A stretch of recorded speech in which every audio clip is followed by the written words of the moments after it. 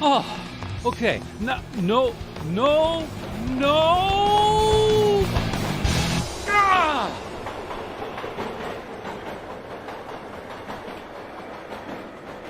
We at CoCoTALK would like to express our appreciation for the patrons who sponsor our show. Thanks go to Al Hartman, Alan Huffman, Alan Murphy, Blair Ledoux, Brendan Donahue, Brian Joyce, Brian Weasler, Christina Armstrong, D. Bruce Moore, Davey Mitchell, Diego, Disney Saints fan, Eric Canales, Fedor Stamen, Grant Leedy, Jason Bucata, Jason Downs, Jenna Farron, Ken Reichard, Kyle Etter, Malfunct, Paul Fiscarelli, Paul Shoemaker, Richard Lorbieski, Rob Inman, Stephen Wagner, Steve Bjork, Terry Steen, Terry Steggy, The Backyard Shed Gang, Tom C., Tom S., and Tim Lindner. Thank you ever so much, patrons.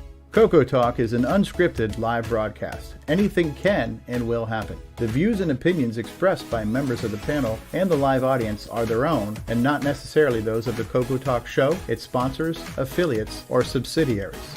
Open minds encouraged, sense of humor recommended. If any off-color comments were made, we're sorry.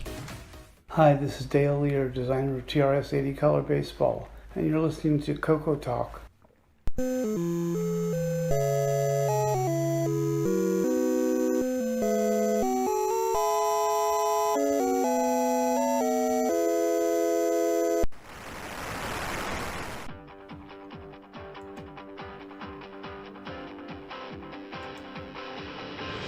This is CoCoTALK, the world's leading live talk show featuring the Tandy Color computer. It's time to drop your socks, grab your real-time clocks, and let's rock. CoCoTALK is rocking the 8-bit world, keeping the Tandy flame alive. We may be mocked, but we'll never stop, 'cause CoCoTALK is rocking the 8-bit world.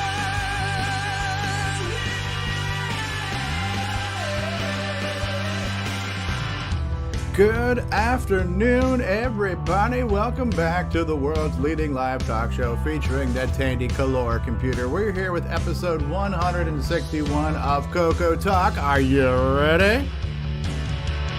CoCoTALK is rocking the 8-bit world, keeping the Tandy flame alive. We may be mocked, but we'll never stop, 'cause CoCoTALK is rocking the 8-bit world.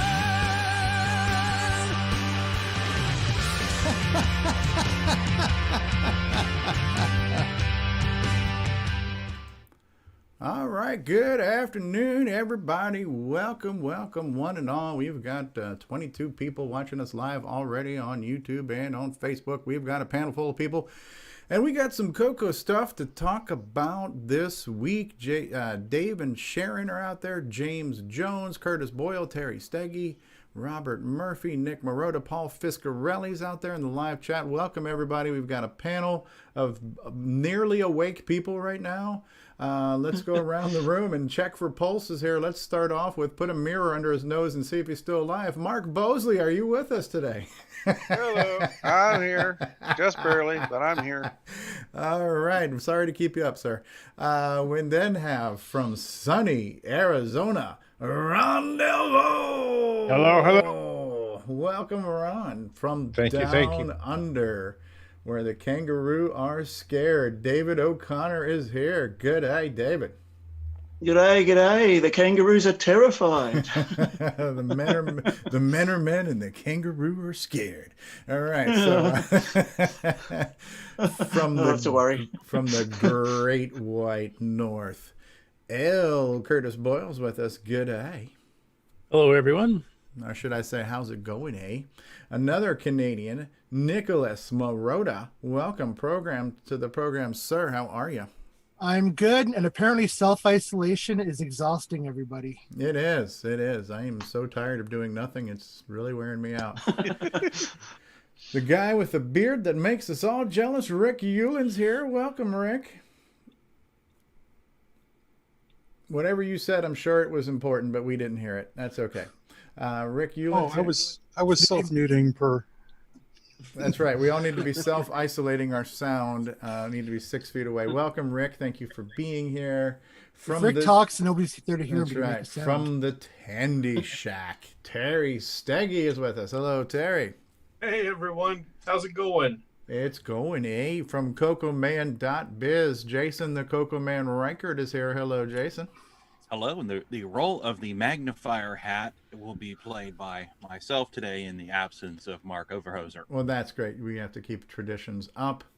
The guy who likes to optimize things and expand our mental horizons, James Diffendaffer, is here. Hello, James. Hello, everyone. Thank you for joining us. From down under, the Thunder, who has Ferraris and Lamborghinis and all kinds of sports cars from his multi-million-dollar platinum hit-selling color computer games, none other than Nicholas Marentes. Hey, everyone. Welcome, sir. From Boyson Technologies, creator of innovative products for the Tandy color computer, Richard Lorbieski is with us. Hello, Richard. I'm here under protest. And we have a person who we definitely want to check him for a pulse, because he's a real kind of a monotone kind of guy. David Ladd, are you with us, and are you feeling anything at this point? Why, yes, everybody. I'm ready for the show to get started. Are we ready to get this heart-pumping episode going? I'm certainly ready to see what's on the list today. Let's get the show ready to rumble. Oh my goodness! You know, subdued David Ladd today. You know, my will to live has suddenly just like. And so the answer to the question is no, he's not feeling anything. Comfortably numb. Comfortably numb. Oh my goodness! And I am your guest host this week, Stevie Stroh. It is an honor and a privilege to be here amongst the finest members of the color computer community that we could assemble on short notice with zero budget. Thank you all for being here. You'll find it's worth every penny. Oh, absolutely. Absolutely. Well, we're going to jump into everyone's favorite part of the show. You know you'll love it. It's news. We're ending with already? L. Curtis Okay. Boyle. Yes. So we're going to go ahead and this is a professional show. We've got a produced infographic, and we're going to break right into news with L. Must be on the wrong Curtis show Boyle. then. Yes. From around the world, what you need to know. Get caught up on News with L. Curtis Boyle. And now a Muppet News Flash. All right, take it away, L. Curtis Boyle. And give me a second here to stop sharing my screen. Do you need to share, right? You kind of fooled me there because you said the favorite part of the show was coming up, so I thought the ending was happening already. So, yes. All right. Need to be channeling. Are you able to oh, share? they changed prompts here. It's actually asking me. You will stop other screen sharing. Do you want to continue? That's new. Go. I guess the answer to that is yes, right? Yeah, but I'm still sharing, and I'm not sure how to stop sharing right now because I've somehow turned off my hover buttons, so I can't find my button. There's another new button here too. Maybe you can tell me about optimize screen share for video clip. Don't do that. Don't do that. All right, L. Curtis Boyle has the share. Okay. So first up, and this was a rather interesting bit here, Frank Hogg, who's currently touring America as part of his retirement, decided to post a little bit of the history of the whole TC9 project and how it came to be and some mistakes he made along the way, etc. I know Alan cross-posted it to the Tomcat group too and a few others there. I don't know if we want to read through the whole thing or not, but it's a very interesting read. Bill Noble and I, of course, were involved with the TC9 software, but we were in the second phase because the first phase, Bruce Eisted did it, and then Bob Puppo did it. And then they got busy with the real life jobs, and then Bill and I kind of took over. So we weren't part of the whole initial hardware design stuff that he talks about here. He talks about like buying all the gimmies that were left over at Radio Shack, between 1,000 to 5,000 of them. Wow. To put into TC9s and stuff. So I know he said he only sold 25 TC9s, so either he blew up a lot of them or there was a bunch of others that maybe he sold to somebody else afterwards. I'm not sure, but it's a pretty interesting story. Yeah, and we interviewed Frank a year or so ago, right? Yep. Yes. That's neat. Where did all the gimmies go? Does he have them? Not that I know of. So either he sold them somewhere else, or I'm not sure what happened to Yeah, him. So 5,000 gimmies. Can you imagine? my one favorite part though is he said he didn't really understand the CoCo market well enough. Like he was an OS9 guy and Flex guy Right. from way back. Mhm. He was using OS9 before the CoCo had it, and he mentions that his one mistake, one of the mistakes he made was that he did not design it for disk basic users per se. He wasn't even worried about cartridges working or anything else. And he said, that in retrospect, that probably was a mistake because more of the market was there. It was a pretty big market for OS9, but it wasn't the whole market. It wasn't even the majority of the market. So it's a very interesting take. Yeah, and well worth the read. It was interesting where he said he had the opportunity to trademark CoCo because it was not, and he didn't do that either because he could have had the official CoCo 4. So yeah, that was an interesting read. Yeah. Next up, and I'll let you comment on this, Stevie, because the next two videos are yours. So the first one was about setting up the Raspberry Pi 3B with a CoCo Pi 3 image. Did you have any comments? I'm not going to play the whole half-an-hour video, obviously, but well, you don't have to play any of it really. So this was kind of an egg feeding the chicken because I really wanted to show off a video on what I did to kind of map a gamepad to the Raspberry Pi so I could play the CoCo from my living room. And I figured, well, in the process of doing that, I should probably have the latest image because my image is a year out of date. And if I'm going to do a video on how to configure a Raspberry Pi that's already up, then it would probably make sense to do a video on how to set up the Raspberry Pi. So this is like basically everything you would ever need to know about what a Raspberry Pi 3 is, what the Raspberry project is, the CoCo 3 project is, and how to do it. So I've had the Raspberry Pi 3, CoCo Pi 3 thing for 3 years probably, and I got it, and I thought it was neat, but it was sitting around, and I just never did anything with it. And lately, since we're home a lot, and I'm sitting here on my couch talking to you guys on Discord from my headset, I'm like, wouldn't it be nice while I'm sitting here on my couch if I could just play with my CoCo? And that's kind of what started this. So I started saying, well, let me see if I can get the Raspberry Pi going and what I can do with it, and it just kind of snowballed from there. So the two videos are how to get the Raspberry Pi 3 set up to run the CoCo Pi 3 image that Ron Klein has kind of curated. And then the second video is very specific to what I call armchair gaming, where if you want to be able to just control your CoCo and load cartridges from your joystick and not have to press any buttons and kind of make your CoCo run like a game console, like what I do on my Xbox, that was my goal, and I got as close as I could get within what MAME and everything allows. So that's what those two videos are all about. The Home Depot is here to... And I also did mention Home Depot in that video too. So is that where you got your case? That's exactly where I got it from. So but that's me explaining it all. If anybody has any questions about it here on the panel or in the chat, feel free to fire them away. And I've asked Ron Klein to pop in today if he can too, because I'm not the expert in in Raspberry Pi, or even in the whole CoCo Pi thing. But I'm now a fan and a user of it. So it looks like you were going through MAME settings and stuff too. Yes. So does any of that apply to general MAME as a? Yeah, exactly. It does. It applies to MAME, but it's applying to MAME how I'm running it on my CoCo Pi because I want to be able to do it from my living room. But yeah, these same settings on how to map your joystick to MAME for the CoCo and for the MAME user interfaces, this would be true for any version of MAME on any platform. Cool. Yeah. I haven't had a chance to actually watch it yet because this week has been kind of busy for me, as you know. Yeah. So. Yeah. And when we get to project updates and acquisitions, I'll have something to show off that now I'm buying toys for Raspberry Pi since I'm using them. We've enabled you. Yes. Okay, so keep tuned for that there when we get Stevie's next segment. Next up, this was a rather interesting little post. It's actually indirectly from Frank Hogg. It's something he posted way back in the day that Carlos Camacho found and put up. And it's kind of talking about, and this is from Soft News. So this would have been about 83, 84 somewhere. But it basically talks about the CoCo 2 coming out with a new keyboard, placing it around the second half of September, or like around 83 there.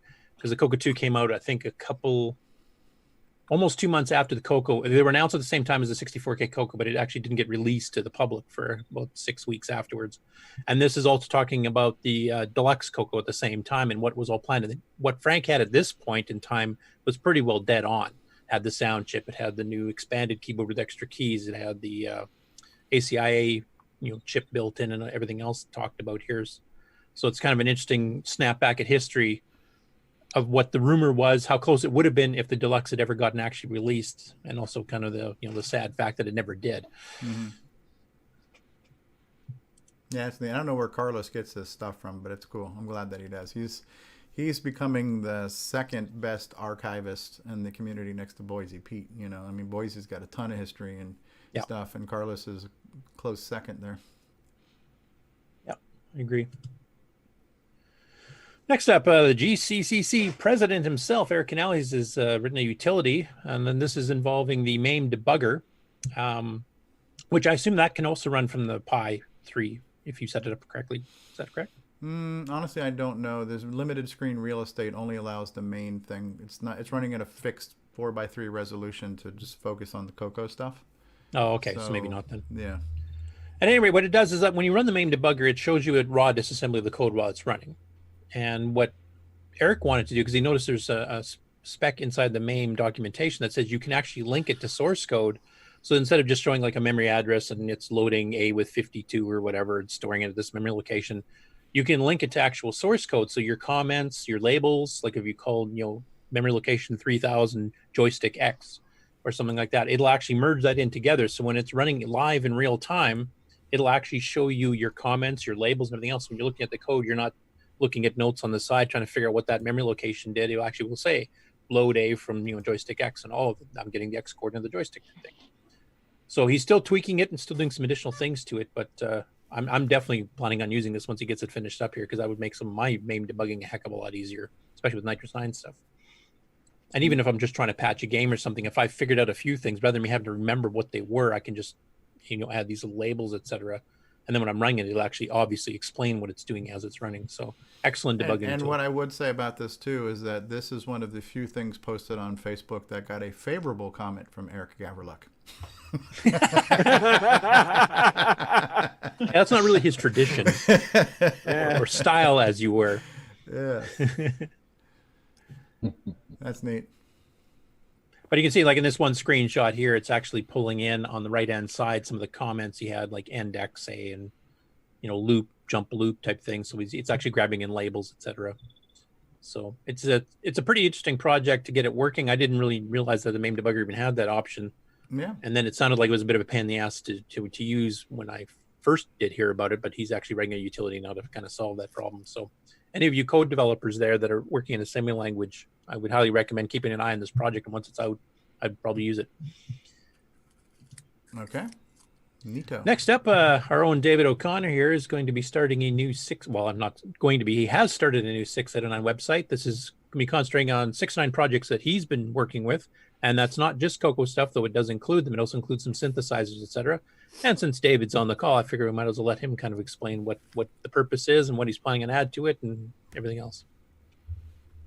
Yeah, well, it's originally I was just focusing on setting up a website focused solely on the CoCo 1, 2, and 3.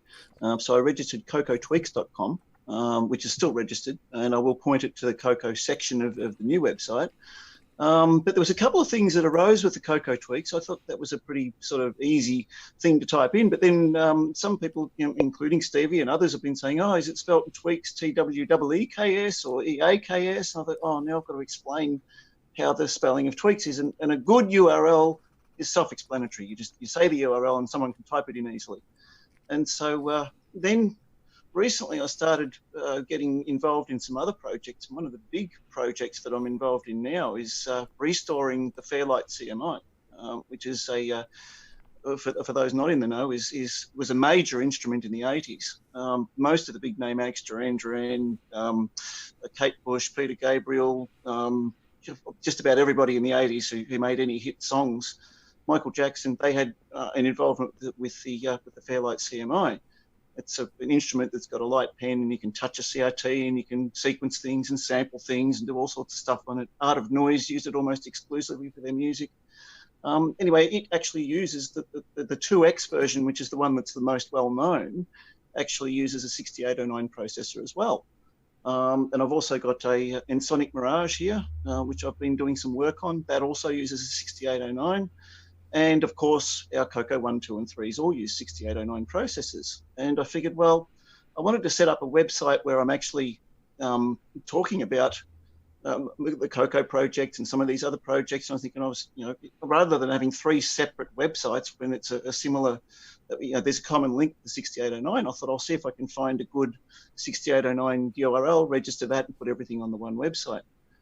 So last week I went through the process of searching variations on 6809 to try and find something that was available, and 6809cpu.com was available, and I thought, great, I'll grab that. That's easy to remember. It's easy to say. There's no ambiguity about how to spell it. So yeah, it's very early stages at the moment. And that picture of the 6809 that you're seeing on the screen there is actually one I desoldered from one of my CoCo 3s when I put the 6309 in it. So that's actually that's my photo. And yeah, the first thing I'll be doing this coming week is putting up on the CoCo part of it the details of my CoCo 1 composite mod, circuit diagrams and basic programming you can download for calibrating it, and a few other things. I'll be putting up the project I've been talking about on the show a number of weeks now, the CoCo 3 into a Model 4 case. That project will be documented on there as well. And I'll have a blog section there where people can ask questions, and I can answer questions and whatnot, and we can discuss things, and that's what a blog's all about. So yeah, it's early stages at the moment, and I've only just started, literally 2 or 3 days ago, actually got it up and running. But there's a little Easter egg in there too, and it's something that's kind of appropriate to the show. When I set it up using WordPress, and using a default template, and it had a thing, the contact us thing for a business thing. I thought, I don't need that. And then I thought, oh, wait a minute, contact us, it's got address and it's got hours. And I thought, oh, so I don't know if you can see the website on there, Curtis, if you can scroll down to the bottom of the website, actually click on the site itself. The site itself, okay. Yeah. Should, in theory, should come up. Yep, there we go. If you scroll down to the bottom, you spelled color correctly. Address 00 to FFFF, right? So needs a real-time clock. These are hours. Needs a real-time clock. There you go. So yeah. So that's the beginning. As you'll see on that home screen there, if you scroll back up, you'll see there's I'm going to make the sections easy to find. Oh, that Fairlight thing is looking neat. I've never seen one. Yeah. Before. Yeah, that's the. I'm actually working with Peter Welk, who was one of the original guys. He was Peter Gabriel's Fairlight tech. He worked with Duran Duran. He's worked with who's who in the music industry, basically. And I've teamed up with him, and he's got a huge amount of stock that he bought from Fairlight when Fairlight closed shop. So he and I have embarked on a project to get as many of these old beasts back up and running as we possibly can, and in exchange for my time, I'll have my very own Fairlight 2X here in my studio. So yeah, it's pretty cool stuff. I'm pretty excited about that. Neat. Well, thank you for that. You encompass 2 of my passions from the 80s, which is the CoCo and electronic music. These are things that I've been very passionate about, and you exemplify those things very well. So thank you for doing that. Oh, it's absolute joy. I love it. Now we just have to get them to reprogram it for the 6309 and put some more oomph in those synths. we may actually end up putting some 6309s in some of the Fairlights, depending on how many we need and what stock we've got available. So there should be no reason why the Fairlight won't run with the 6309. Oh, it should run. I mean, it's a pretty well compatible chip, but I'm thinking you guys could actually do some extra things you couldn't have done back in the day, using the 6309 native mode and extra instructions, etc. Yeah, possibly. 128th notes. Yeah, perfectly in sync. Neat. And you'll notice that the CoCo photo. Oh, sorry. Yeah. I was just going to say the photo with the CoCos on there is actually my 4 CoCos. Yeah. My personal CoCo collection. So. Well, we'll definitely keep an eye on the site there. So let us know if you have any major updates in case I missed them. 6809cpu.com, right? Yeah. Yep. And I'll be posting updates when I do updates on the site. I'll put it on the Facebook groups, and I'll stick it in Discord. And I'll mention it on the show. So. We don't have Mark Overholzer this week to put the links in chat for us. Can anybody pull up the show notes and put them out in chat? Are the show notes in our news section in Discord? Okay. Yes, they are. Okay. Hey, next up, and Brian Weasler's not here today, is he? No. Okay, because this is one of his. Now, we've known for a while that Kraft originally sold their joysticks directly to CoCo owners for a little bit of time before Tandy decided to make a deal with them and start selling the deluxe joystick, which is basically a Kraft rebranded. But some of the original Crafts actually had a gray casing instead of white. And I've seen white Crafts before. I remember seeing the CoCo Fest, but I've never seen the gray ones for the CoCo specifically. Neat.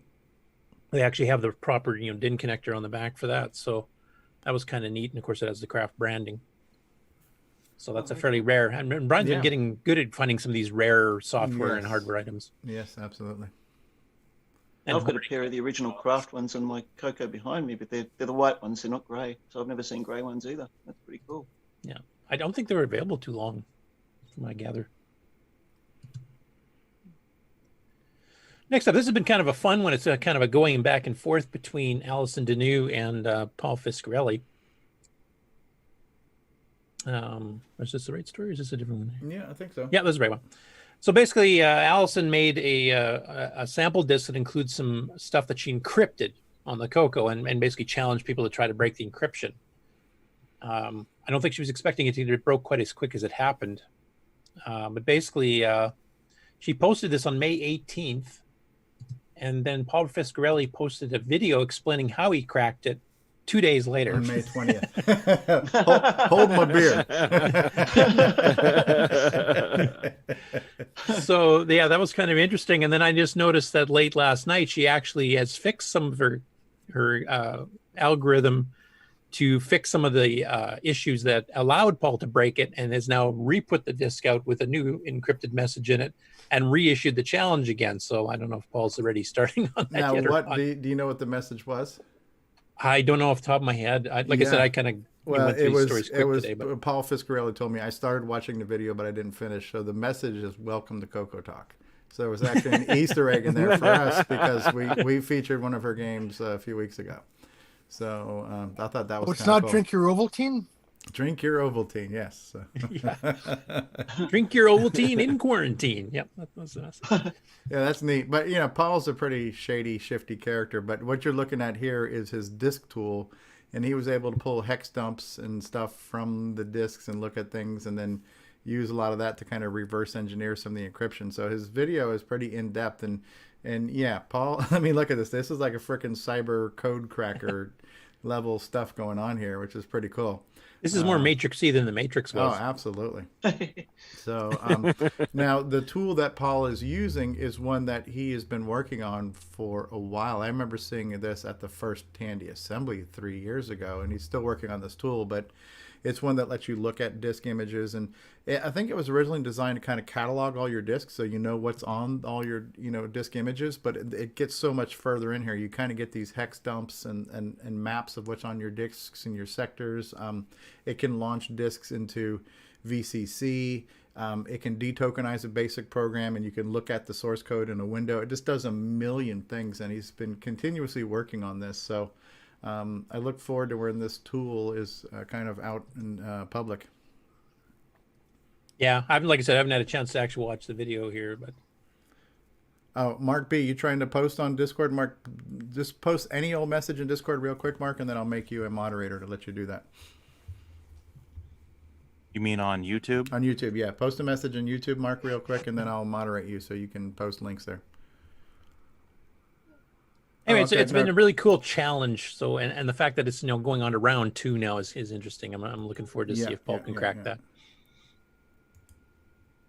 You want me to let the chat catch up for a bit? No, that's fine. That's fine. Okay, so that's neat. Okay, next up here.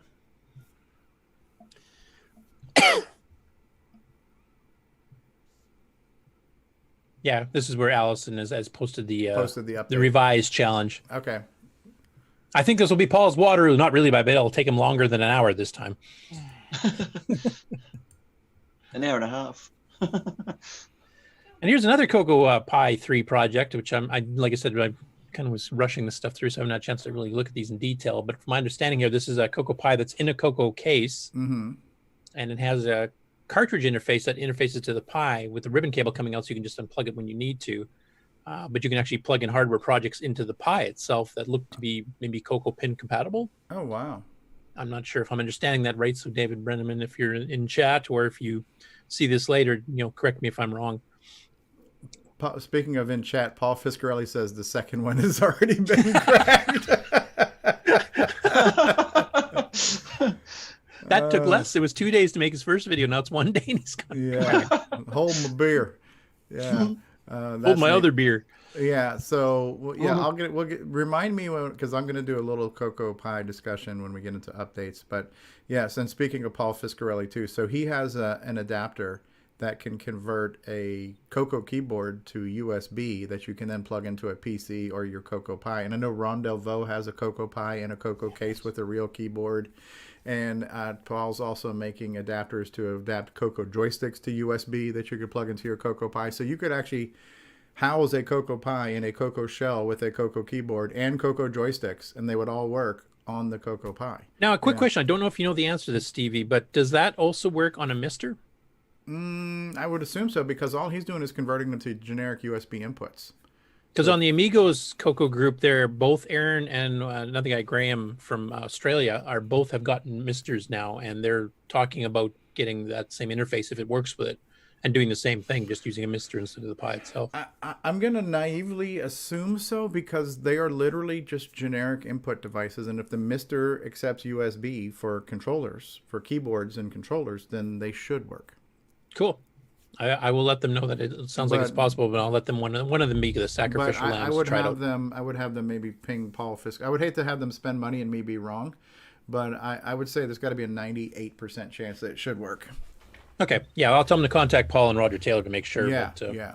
Because Graham literally just got his running yesterday, and he was showing me some screenshots. He was having a couple of issues, but it was more like software configuration stuff. So. And Paul Fiscarelli says, as long as the Mister keyboard is using traditional MAME keyboard mapping, it should work.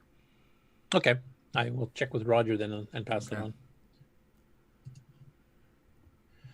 Next up, and I was hoping Alan would be here to discuss this too. He's usually been on the show quite a bit lately. So this is a sequel to one of his previous ones on using else and go to in BASIC, and what runs faster, what runs slower. And he's kind of got a part 2 here, going through and explaining some optimizations and stuff, and just general notes on how BASIC itself, the interpreter, works. And this one is basically where are you putting line numbers that you're going to or go subbing to, and then what the speed differences are. Like I said, I didn't really get to read it in too much detail, but if you've been following all of Alan's basic optimization blogs, and he's had a ton of them, keep following them, because he's keeping coming up with more. And if you follow all of this kind of stuff that he's been doing, you can speed up some of your basic programs pretty drastically. Yeah, he's on a roll. That's really faster than Basic 09. No, not even close. not quite. You've got a Volkswagen Bug running slightly faster. It's still not a Ferrari, sorry to tell you. On a side note, if you drop else from the interpreter, you can make BASIC a lot faster. You dropped else from the interpreter completely. Yep. Wow. That's what the MC10 did, right? Nope. They did the MC10 wasn't the Commodore 64 or something that. Or the VIC 20 or something? What's that? I said the VIC 20 of the Commodore didn't have it though, didn't they? Microsoft didn't put in the necessary optimization to take advantage of it. So okay, so it's just sloppy coding that's drastically slow, not inherent problem with else. Because Basic 9's else actually has direct jump labels to the code. It doesn't have to recount going through. So So if you, and I'll stop before Stevie Rage quits, because we're getting into the technical weeds here. Exactly. Well, there goes my. Next one. This is a new to me anyway, YouTube channel called Taking Things Apart, or Take It Apart. And out of the blue, they decided to take apart an MC10. And it's a about a 4-minute video. So he actually doesn't have any music or anything running in the background. You get to hear him rifling on the screwdriver and stuff, and going through and showing some of the stuff that he has with it, and what the keyboard looks like up close. And then he starts actually literally taking it apart, showing that he's voided his warranty, so he can't get this fixed anymore. Is there another site for putting back together? No. It's like any child, taking apart a wall Taking socket apart, or something, right. So you're on your own. And there he's got the case off, and you kind of see the insides before you start pulling everything apart. So I just thought it was kind of interesting. I'm going to kind of monitor his page here and see if he gets further into it, because basically he just literally took it apart and stopped. He didn't identify chips or anything else. So I don't know if he's got plans on doing some upgrades or what he's doing, or if it's just, the title of his channel is Take It Apart. So maybe that's all he does. I don't know.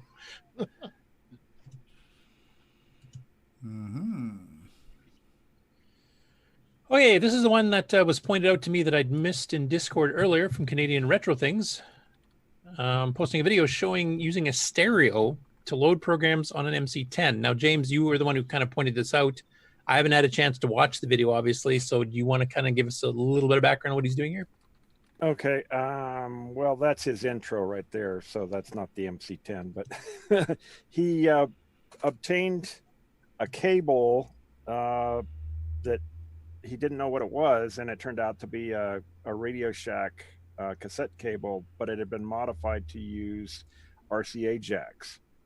And so he goes through figuring out which jack is hooked to what, and then he hooks it to his, I believe it was a 1986 home stereo, the RCA jacks for the cassette, and he proceeds to load and then save from the computer to it. And I have done this myself. You can load and save from a regular cassette deck, but he goes kind of through the process, and you can kind of see what he did. So, is there anything special you have to do for stereo, or is it basically just duplicating the same thing on both sides? You can either record to one channel, or you split it and record to both channels and play back on both channels and just mix it. So it's not ideal to just hook them both to this both together, but as long as you isolate one of them, it should work. Yeah. I just used one channel. So one other little tip I've got for doing that too, I've done the same thing with other tape decks. If the deck has Dolby noise reduction on it, turn off the Dolby noise reduction. Yes. Don't use it during record or play. Yeah, it kills the high sounds, which are critical. Yeah. Are critical. That hurts. Yeah. Yeah. I have to say, just from scrubbing through it here just briefly, because this is the first I've actually had a chance to watch it. My favorite part is watching him try to type on that tiny little keyboard. Oh yeah. I gotta say, when I saw one of Canadian Retro Things videos with his Hawaiian shirt, I'm thinking, wait a second, is this guy shopping at the same place Steve Bjork does? Yeah, and Weird Al and Leo Laporte. Yeah. The nice thing about using that type of cassette deck is you don't have to worry about the tone control when you're playing it back, and you only have to worry about setting the recording level when you save something. Oh, that's another tip too. Set the record level to 0 on the VU meters when you're doing it. Yeah. Anyway, it looks like a pretty interesting video, and he's had a lot of stuff. He's joined our Discord here in the last few weeks too, so he's becoming quite active in the Discord community. So I'm looking forward to other things he's doing. I think he's ordered a CoCoSDC for his CoCo 3 too, hasn't he? Or his CoCo 2, I mean. So hopefully he'll get onto that stuff too and show some videos on that. And he plays games. Okay, now my little bit of news. Asparagus. No, it's nitrous 9. It's better than asparagus. Tastes better too. I thought we were changing that. Do you have that special wrapper we can put back on now? No, I'm just kidding. So basically two minor updates here. I've been bouncing back and forth doing things. I've been updating the games page for the first time in a long time too. There's been over 30 new games added. Well, not new, 30 old games added to the list in the last couple of weeks. So if you guys are not prone to checking it because I updated it so damn rarely, then you might want to start again. There's also the RSS feed, as Tim Linner reminded me, because I think most people don't use that anymore, but it actually sends the updates out so that you get notified when I do updates. And I plan on continuing till the end of the month to try to do some more and catch up some more as well. The other thing I've been working on before I get back into ease of use, which I won't be getting back into until June, I basically dedicated May to catching up some other things, is been working on documentation. So I've actually made a sub page off the ease of use page just for documentation. Now, a lot of it is the stuff like the ease of use updates, which is basically just the little, list of everything that's changed between versions. If you guys find a bug that, wasn't in a previous version, you guys can kind of tell me what versions it is, maybe even highlight something I might have changed. I might have screwed it up. The boot process explains been there before. The beginner's documentation here, which is basically if you're new to Nitrous 9 completely, and it's basically just enough to get you started, get it booted up, how to run the G shell and how to do some basic stuff on the command line, but not getting too much into the weeds. I'm going to be working on that. I've gotten some suggestions from multiple people to make this a bit easier or expanding it to help you do some other things that I hadn't thought about. So I'm hoping to have an update to that one within the next 2 weeks, once I actually finish talking with all these people and try to amalgamate it all together. And then the other two things here that we've been doing, one is I've put up the Bob Vanderpool VD manual. That's my preferred text editor. And this is Bob's own documentation that when he sold the program as commercial back in 88, 89. So this is a full screen text editor with macros and global search and replace and, clipboard buffers that save to disk and all kinds of stuff. And it's the complete manual. There is built-in help in VD, which will help you, try to remember what keys do what, but this actually goes into detail of how to set things up and how to change defaults for the program and all kinds of detail in there. So it's a really good manual. So that's available up on there too, and I did get Bob's permission for that. And then the second one is we're finally starting to work on the OS 9 Level 2 manuals, because one thing that's kind of bugged me, and this is back for me when we did Nitrous 9 commercially, is that we weren't documenting all the secrets that were hidden away that they hadn't documented, or any of the new stuff we've been adding. Now, Boise had started a project in 2004 of actually taking the original OS 9 Level 2 manual, which is that big, huge 1,000+ page sucker, and had started typing in some of the sections and then changing some of the terminology to say Nitrous 9 instead of OS 9. Some of the module names had changed, so he was making that so that the manual matched more what the current Nitrous 9 was. But they never really started adding on all the new extra stuff that's been added or the new hidden features we'd found. So that's what we're trying to do here. And the first section of the Level 2 manual, the Windows section, which is all the display codes for doing graphics drawing and special text characters and windows and all that kind of stuff, is the first part we've done. It was vetted by a few of us. There's a few of us involved in the project. Jay Cyril is doing most of the actual typing and layout stuff.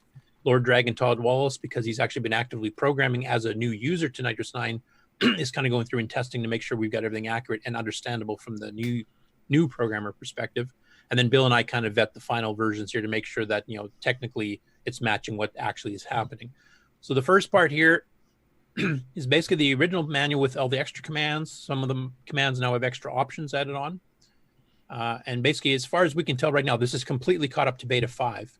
And there's even some special sections here because these aren't in the repository yet. Some of the new stuff is in the repository version of Nitrous 9 2. The newer stuff will be getting there eventually once we get a chance to clean the code up. But there's a few sections you'll see highlighted in gray that are ease of use specific. And I'll even tell you which version of ease of use that particular feature was added on. I'm trying to find one. Yeah, here's one here, for example. So this one's mentioning on the font command that all the fonts are loaded by default. So you have access to all of them in your programs instantly. And you can depend on that being that way when you write programs. So if you want to switch between a font that has fancy graphics characters like Rogue, and then you want to switch back to a Gothic font for some, sign that you've got on a church steeple or something in the game, and then you want to switch to the IBM font because it just looks better to read text, you can just instantly switch between them all. And there's a few of those little specific things of new features that are added. And now we're currently working on the technical reference manual. This is the all the API calls, the system calls, and plus how Nitrous 9 kind of works under the hood and some details if you want to write your own driver and that kind of thing. And that one is going to take a while because that's got the most changes. There's a ton of stuff in there. There's the whole VRN system's not in here because that wasn't part of standard OS 9. Microware and Tandy themselves, I know of at least 6 system calls, getstat and setstat calls that were in OS 9 right from day one that they never documented. I have no idea why. They're quite useful. Quite a few in RBF and a few others too. And then all the ones that Bill and I have added over the years too. So there's a bunch of stuff that's going in there. So that one's going to take a long time. It's also a much larger manual. I think this one ends up being like 60 some odd pages. Now Jay has reformatted it for 8.5 by 11 inch paper. So if somebody has a laser printer at home and they actually want to print a physical copy because it's easier for them to peruse on their desk, you can.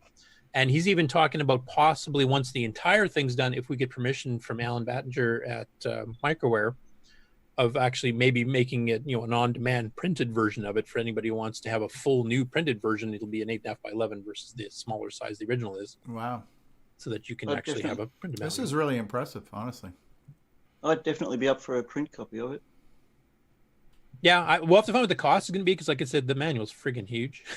Right. Here's I mean, another one this of the- looks really nice. This looks like a real document, you know? Yeah, well, we can thank Boise for that because he actually started converting it over to Word, so it actually is like a really WYSIWYG thing, and we've now moved it to LibreOffice just because it's cross-platform more easily. The final versions, like this one you're viewing here, is actually PDF, so that's viewable on pretty well anything, including phones and whatever else you want to look at it on. So you want it on your tablet beside, you can do that too, and it's searchable. It's a searchable PDF, so you can just look for keywords and find them. We're going to keep the sections separately for now. Once the whole project's done, I might make a master version that actually has the entire thing together in one shot, like the original manual was. So if you're looking for something, but you're not sure what section it might be in, you might be able to just do a search and find it. So, and as we add more features, as more betas come out, and once we get into full-blown versions of Nitrous 9 ease of use, then we'll keep updating these too. That'll be a nice thing too. You just come download the new version as soon as it's out. Right. But, that's one of my big Let me side just projects. add another Nitrous 9 footnote here because I've been playing around with the CoCo Pi image. The latest update to CoCo Pi on the main menu screen has the ability to launch a CoCo with the latest ease of use beta on it. And there's a utility menu where you can always pull the latest version too. So he's got the CoCo Pi talking to your server. So if you want to get the latest, greatest version of Nitrous 9 and pull it into your CoCo Pi, you can do that and then launch it right away from the main menu. CoCo 3, with the latest EOU beta. It's really cool, and I've already tried it out. And because it's running on the CoCo Pi 2, you could turn off throttling, where the emulation would run as fast as the machine was, and you could get some really fast Nitrous 9 booting up of stuff on there and doing things. It's pretty cool. Yeah, Rescue Fractalus runs really good on that super high speed. And that's all I have for the news, except for I believe Boyson Tech has an announcement to make, so I'll stop sharing. Okay. I'm not sure if Richard's ready for that, or if we need to take a commercial break or not. Richard, you're muted right now, but... All right. I'll tell you what we're going to do. I will go ahead and we're going to run a community commercial break, and then we'll be back. All right, hold on, Richard, are you there? Yeah, I'm here. I'm sorry. I'm still trying to get used to Zoom here. If you want to take a commercial break, that's fine. Yeah, we'll do a brief commercial break, and then we'll be back with some updates from Richard Lorbieski and Boyson Technology. Stay tuned, boys and girls. Hi, this is Eddie Zerbinski from beautiful Quebec City. Vous écoutez CoCoTALK.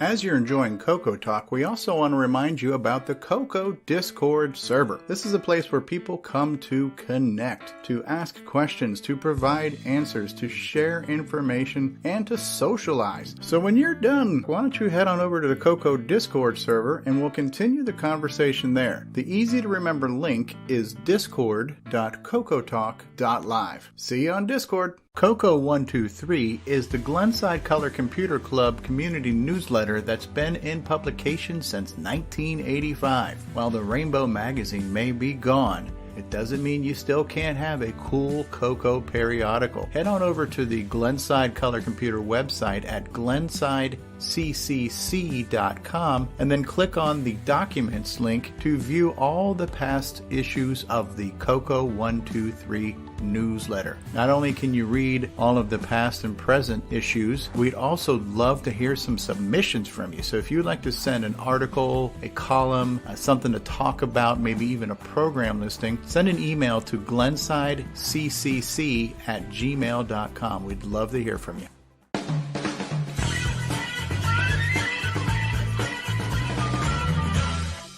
The CoCo World Map is a cool community resource where you can view coconuts from around the world. Head on over to map.cocotalk.live and see where your fellow coconutians happen to be living on the planet Earth. If you would like to submit yourself to be on the CoCo Map, send an email to cocotalk@cocotalk.live, and we look forward to seeing you on the CoCo Map. Hey guys, it's time for everyone's favorite segment, Who's New to Discord This Week? Well, this week we'd like to send a welcome to Chris Peralt, Chris Coolings, and Just a Jeffy.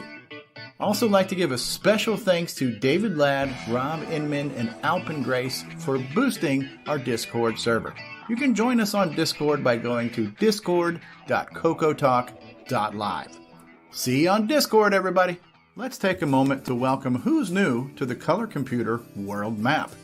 This week, Michael Pitsley joins us from Granby, New York. Welcome to the map, Michael. If you'd like to be added to the Color Computer World Map, check it out at map.cocotalk.live or send an email to cocotalk@cocotalk.live. Stevie, quick question before we get into the Boyson Tech here. Just for those that don't know, including myself, what exactly does it mean by boosting the Discord server? That's a great question. So Discord is free for everyone to use, but you can become a subscriber of the Discord developers, right? And that's what's known as a thing called Discord Nitro. And I think there are different plans where you can pay. Sorry. And so the money goes to Discord itself. So Discord is essentially a free service, but they also have a way you could become a paid member to support its development. And if you become one of those members, one of the abilities you have is to do what's known as boosting a server. And then I think when you boost a server, that server gets certain perks from being boosted. And that's the general thing. But more specifically, I'm not even exactly sure. That was the longest winded I'm not sure I've ever heard. Okay. Well, Best non-answer I've ever heard. So essentially, you said nothing in a long amount of time. Would you like me to repeat it? Okay. Yes, hey, please David, do you know what that means? All right. So the first thing is at least when you become a paid subscriber, there's 2 tiers, but when you're at the what they would consider the regular tier, which is tier 2, you can upload, I think, up to 100 meg file instead of your normal 6 or 7 meg limit. And then when you're boosting a server, there's extra perks that you get, like increased resolution on your streaming through the Discord server. You get extra bandwidth increases for that.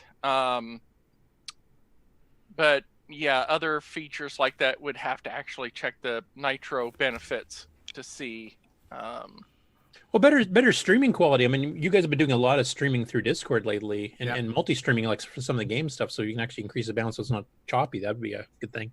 And 100 meg upload limit. I mean, I could actually distribute, ease of use literally on Discord too as an option as well. Okay, let's see here. I'm looking at the server boost screen right now. It says boost a server and get a member list icon next to your name. Well, that's a given. A shiny profile badge that changes over time. Ooh, be. An exclusive new role in that server. Now how much would you pay? Room for more custom emojis. So when you are a subscriber, I believe your servers, you can have custom emojis that are only available on like that we could server. have Coco-centric emojis or something. Oh, that'd be kind of cool. Yeah. Yeah, that's right. They've got ghosted out ones. I'm already going to pre-decline any Nitrous 9 related emoji that's requested. David and I will force them on you, so don't worry about it. Better quality for voice channels and go live, which was one of the things that I just mentioned, and bigger upload size for all server members. So it doesn't specifically say what those sizes are. I guess you'd find out when you try to upload a file and it gets rejected. We can upload larger files now. Yeah, so because we're already boosted, we can upload larger than the original, like 8 megabyte attachments. Oh, nice. Or something like that. So yeah. But I do have a question about the upgraded or the higher quality of the voice calls. Is that just the acoustic or actually improving the content? I do not believe they can control the content. They just ban people that are boring, so I'll be off pretty shortly. So. Yeah, you're gonna still join us, Jason? It depends. Well, we got to see where we boost that quality. I can only go so high. Had a knob named Brightness, but it didn't work.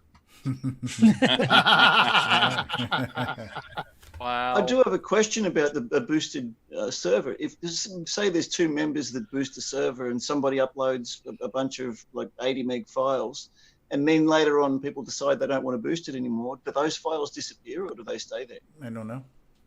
I don't think so, because there was for a little while I wasn't subscribed and the files that I'd uploaded to people were still there. It's just that you can't upload new ones at the file size until you subscribe. So Right. Is this a monthly thing or what? I think the money goes to Discord, the Discord organization, right? So it's like, I think just somewhere between $5 and $12 per month. You can subscribe and you can boost. You can become a Discord Nitro member. Cool. And it's cheaper if you do it by the annual. So yeah. To know, I mean, their sound quality is usually pretty good to begin with here. But if you know, some of the videos I have noticed, if like several people stream on the same channel at the same time during some of your game stuff, it does get a bit choppy at times. So if that actually helps boost that. Yeah, well, any of the videos that you've seen coming from me is just because your bandwidth sucks. I know. Yeah, my bandwidth here sucks, and unfortunately, CenturyLink, your service sucks ass. Brought to you by not a real sponsor. Our anti-sponsor is. Yeah. How do you really feel, David? Not brought to you by. This choppy connection brought to you by. All right, so let's wrap that discussion up by saying that if you want to boost the server, it will add perks to the CoCo Discord server. The money does not go to anybody in the CoCo Discord server. It's something that goes to the company of Discord who makes this platform. So you're helping support its development and support the people making the software. All right, so we have Richard Lorbieski of Boyson Technologies is with us, and I want to spotlight you, and I'm trying to figure out where the button is to spotlight you. And Richard, I dragged it out as long as I could to give you time to get your presentation. Oh no, ready. I was ready. Okay. I was just trying to put the pictures together and stuff like that. So. In that case, I apologize to everybody because that could have been shorter. Oh no, it's all right. All right, so Richard, you have the floor. Okay, I want to see how this. Okay, I did a share screen. Host disabled. Participant screen sharing.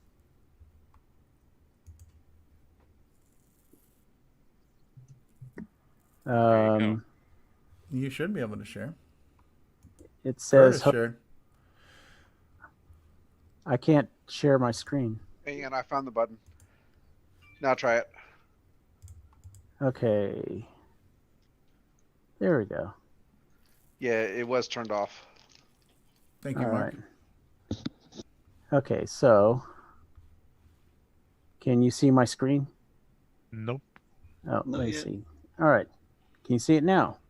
Yes. Yep. Ooh, it's in black.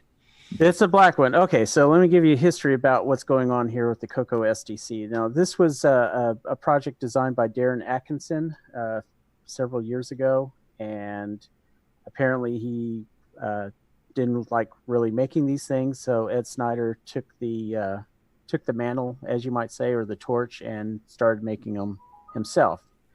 But one of the things that kind of frustrates me, and it's not anything against Ed, Ed is busy with other projects, and sometimes these STC cards are in short supply, and what happens is they wind up on eBay and they get auctioned off for, sometimes double or triple the amount that are originally sold, So I've seen some STC cards go as high as $200, and it's very, to me, it's very frustrating to see that kind of, gouging going on with these STC cards. So what I did was I found out the STC schematics and such are available online, and I did download them, and I reached out to Darren, and I also sent out a courtesy email to Ed, and I received permission from Darren to actually produce these STC cards. So you're going to be a second source, or is Ed going to stop producing them? Or? No, I, as far as I know, Ed's still going to produce his, and what it is, mine is no different from Ed's, and it has nothing to do against Ed Snyder. Ed Snyder makes excellent products, And so it's just another outlet to where if somebody wants an SDC card, they can get one relatively easily. Yeah, because that was one thing I've heard, like introducing all the Amigos people to it, and some people are trying to buy SDCs. And if you happen to catch Ed when he's in the midst of making, MCX boards and all the other things he does, they could wait literally like a month or two before anywhere available. Some of them actually, because it said out of stock, thought it had been discontinued. Right. So in this case, having it second sourced with another reliable supplier, I think is going to be a huge boon to the entire community, especially the new people coming in. Right. Absolutely. And so, so what I did is one of the things I wanted to do was differentiate mine against Ed's, as in, because what I didn't want to happen is someone buy one from me and then expect Ed, and say, well, you know what, Ed's is a little old. I'm going to go ahead and say it's not working, and send Ed's old unit back to me, and vice versa. I think it's unfair that I would be supporting his product or him supporting my product. So what I did is I wanted to differentiate between his and mine. So what I did is I made mine in black. And so one of the problems I have is this area right here, which is the SDC module. They're readily available, but they're not in black. So I actually had to create my own. And that was kind of been the holdup. And I finally got the boards in and put it together. This one I put together in haste, and I kind of screwed up. And if there's a couple of things, if you really look at it, like it's missing a resistor here. This bank switch is put in backwards, and I've actually put this socket in incorrectly. So I finally figured that out, got it together, and this is the final product right here. And this is inside a case that John Strong made. And I don't have the cases made. David Ladd is going to be making cases for me because I don't really want to get into the 3D printing business. And I'm sure I can't speak for either Ed or John Strong if they are making cases or they will just sell cases individually. But I was going to source David Ladd to do cases for me. But that is basically what I'm going to do. This should be available within mid-June. I'm still wanting to test this one out just to make sure everything works properly. I'm sure it will because, I mean, the design's been around for several years. Now, is your pricing be the same as Ed's too then? It's going to be probably a little bit more because one of the other differences is I will be selling on eBay, and unfortunately eBay charges a lot of fees.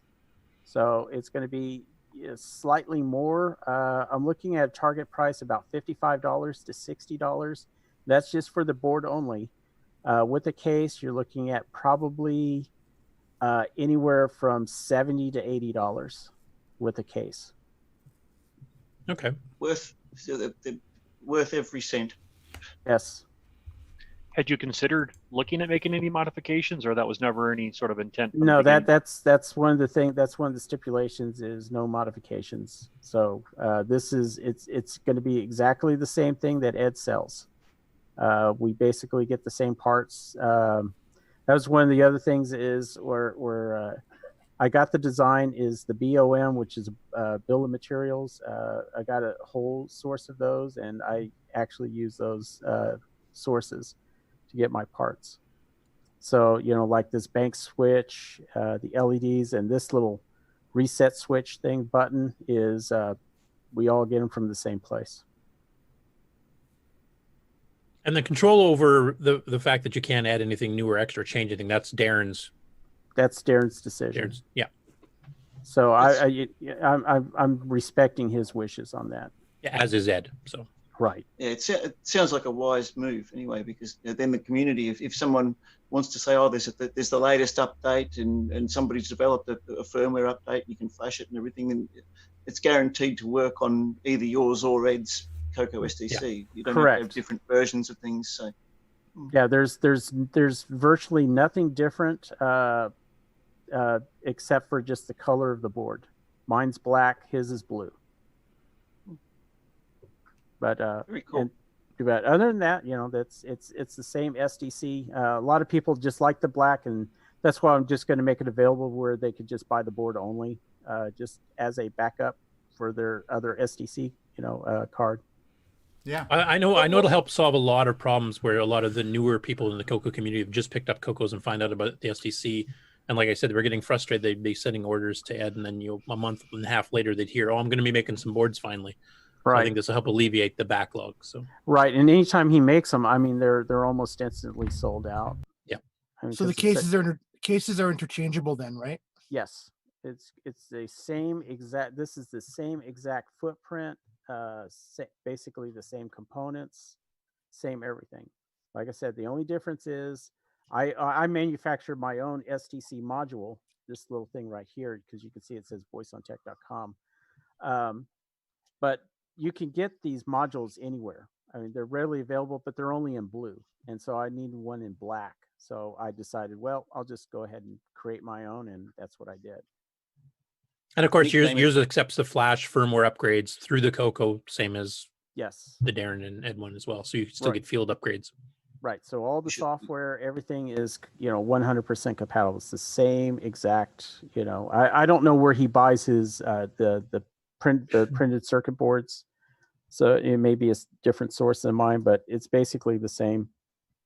If you One quick question for you. Are you planning on bundling some with SD cards? Like you could pre-install Beta 5 or, the SDC Ultimate Library or something like that. Like Ed used to, I don't think he is anymore.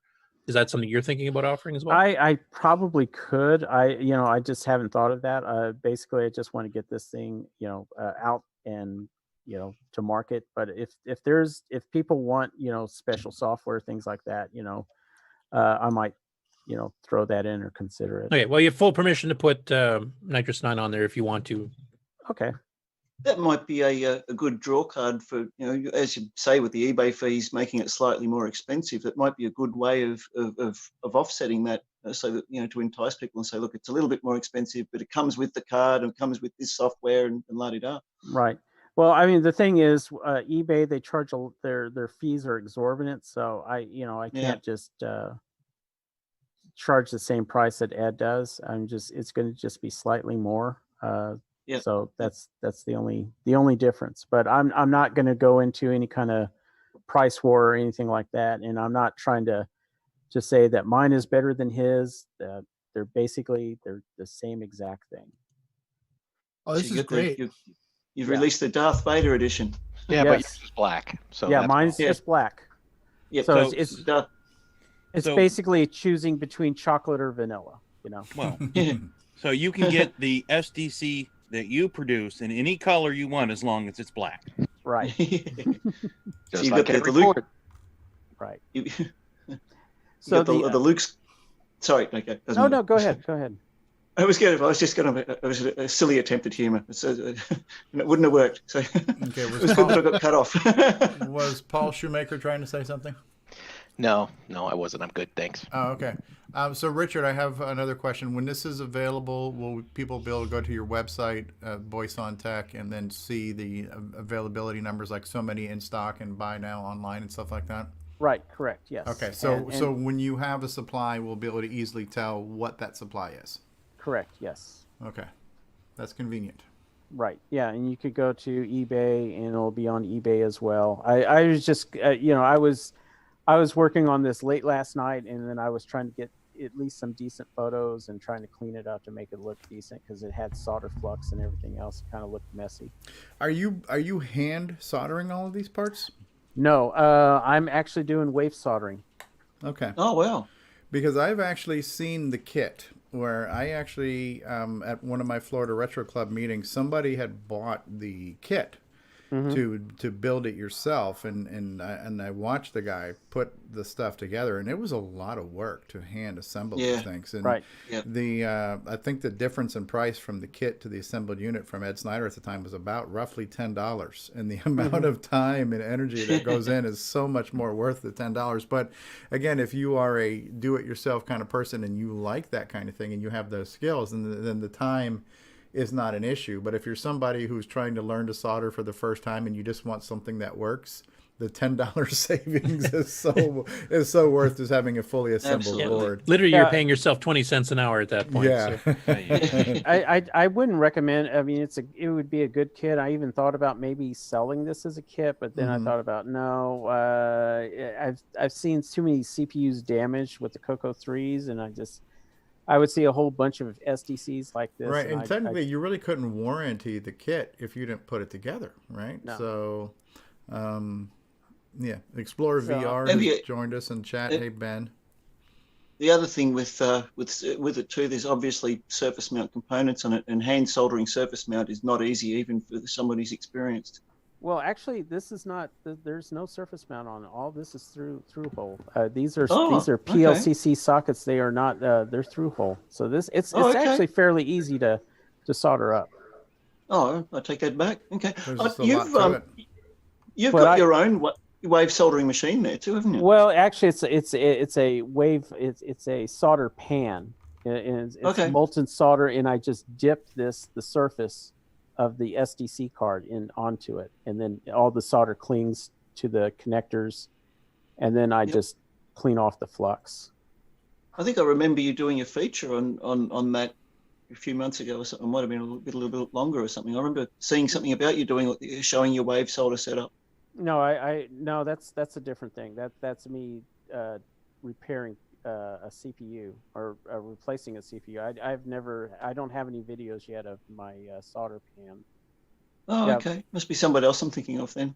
Yeah, because all that I have, all what you do with the solder pan thing is you have this big molten bowl of solder, and you put flux underneath the board itself, and then you just dip that board, the surface, and the components you want soldered, and that solder then will cling on to all those connectors along with the flux. And and after that, then you clip the leads and you clean off all the flux, and you're done. It takes like 3 seconds to do the board. Wow. That's awesome.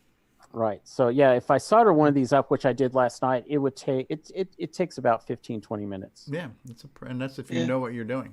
Right, and of course I didn't know what I was doing. This was like late at night, and I made some mistakes with it. So this is actually the corrected version right here. So okay, but you can see this one. Good looking board, man. Right. So and so getting back to the black thing, I decided to do some rework on the Boomerang board and the 512K board, and I'll show you right there. These are the boards right here. These are just the blank boards. Okay. You can see now the 2 meg, the classic 512, and this is the DAP board. They are now black, and I also made some improvements. Most of this is just aesthetics that I've been wanting to do for a long time, and so I decided this is the time to do it. So not only did I make them black, I also did some improvements on it. And I can show here, this is a completed version of a Boomerang 512. Nice. And then this is the DAP board with the Boomerang 2 meg. And right here is the Boomerang 2 meg. God, it looks so nice in there with the black. It matches. Yeah, it does match all the other chips. Yeah. Right. Yeah, that looks good. The other thing is I added gold. You can see on the side here where the CPLD connector here. This is all gold now. It's no longer just tin or soldered. Oh, cool. Wow. And then this is the 512. Are you going to have that tree on the SDC? What tree? Your logo. Yeah. No. Because I don't. I thought about doing that, and I did not want to make it confuse people that I'm actually the designer or the maker of the SDC. Good choice. So I decided not to do that. And I just put BoysonTech.com on the side of that SDC module because I do plan to sell the modules all by itself. Put those out in the open. The other thing. Oh, go ahead. I was going to say, right behind me, my CoCo 3 running behind me is running your 2 meg upgrade. Oh, yes, cool. Thank you. Yeah, mine is too, Richard. Richard, what's the black bodge wire for in the photo? Is that something that I should have on mine? No, this was a mod. It was Ed Snyder's. It was a mod for the his S. The S video. Okay. Yeah. Tim Lindner I'm sorry to interrupt. Go ahead. No, go ahead. Well, Tim Lindner just put in the live chat that he said he would do another run of his acrylic case if the SDC extender is a real product. So he would make a case that would encompass the SDC and the music card that Jim Brain's working on. That would be kind of cool to have a new updated clear acrylic case for that. Oh, sure. That'll look great with the black. Right. Oh, yeah. Now, the other thing that I'm doing is the 512K board. I haven't really officially called it, but this is more like the Gunstar upgrade. And I'm going to be shipping them out Monday, but later on today, or maybe even tomorrow, I will make it available to where you can buy the 512K board with the Hitachi processor, this right here, along with the socket. So you get everything together, not the software, just the hardware part, and make it one low price. And there are some people that have actually ordered these 512K boards today. So if you happen to order one of these today and just pay for the board only, you'll probably wind up getting one of these CPUs as well as a little bonus. Cool. But I'm going to be selling the CPU along with the board for $25. Oh, that's good. That's ridiculously affordable. Yeah. Absolutely. And Richard, would you hand deliver and install it too? For about $1,000 maybe. $2,500. You're pretty expensive for shipping and handling there, Richard. Yeah. Today's rising entertainment costs, that's a real bargain. Right. Totally. And one of the things, and I did have it on Discord. I was showing off a preliminary version of the DAT board. Let's go back to the DAT board. This right here. Now, a lot of people are buying or now beta testing Ed Snyder's Gimme X board, and unfortunately, this doesn't. They don't fit. work. They don't fit together. So I am redoing a DAT board that will fit with the Gimme X. Ooh. Oh, cool. Very cool. Because there's some features that the DAT board has that the Gimme X doesn't, and people want them, like the LEDs, and they also want what they call the protection buffering. So all that would be included. I'm also going to be adding some more additional features. I'm going to make it really upgradable. I'm still getting some feedback from people what I can do with that DAT board. But basically, it's going to take from this area right here, and it's going to go up to where this RF modulator is, and it's going to take this whole space right there. Okay. That's really, that's really I'll cool. mention a couple of things too here. I mean, one, we are planning on supporting the LEDs in Nitrous 9. We're going to be using that for like the keyboard mouse lock and the caps lock, so you can actually see visually that that's on each window. And also Retro Innovations Jim Brain just mentioned the SDC extender is indeed still real. New PCB design is out for manufacture. Oh, cool. Oh, cool. Nice. Say, Richard, if someone wants to have you remove their old processor and socket it for them, do you still do that? Yes, I do. $1,000. Yeah, actually, I do the labor with the CPU at $75.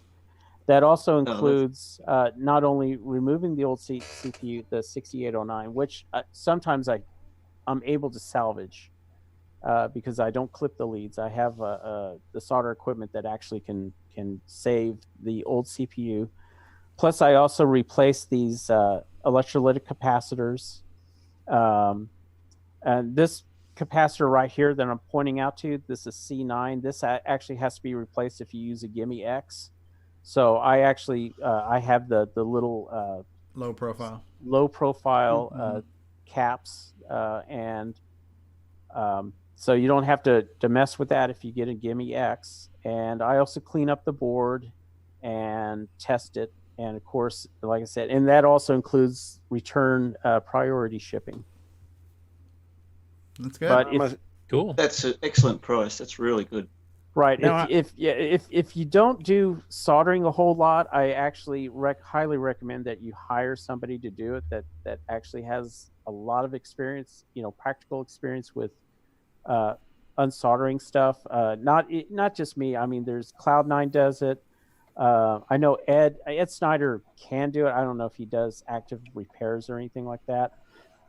But there's a few people out on Discord that had interest that they would be willing to do it as well. So David Ladd's capable of doing it. Tom C. is capable of doing it. Right, Jason Reichard probably too. Right. So. Right. Absolutely. If anybody in Australia wants one too, I'm happy to do it for them. I did Bryce's for him, and I've done mine in the background, and I've got the proper desoldering tool, so I can salvage the old chip as well. Oh, that's wonderful, and you guys are still friends after you did it. Anyway. My dear Lord. Now I'm assuming that the CoCo 3 that I received does not have the short capacitor near the gimme. Actually, it does. It does. Cool. Yes. One thing I would like to mention to anybody that wants to modify their MC10 by putting a 6303 in it, somehow that started to take off on Facebook. The same thing applies to desoldering it as this. You definitely want someone doing it that knows what they're doing. Yeah, I mean, the biggest problem is this is a 30-year-old board, and the MC10's a 35-year-old board. I mean, they're really old.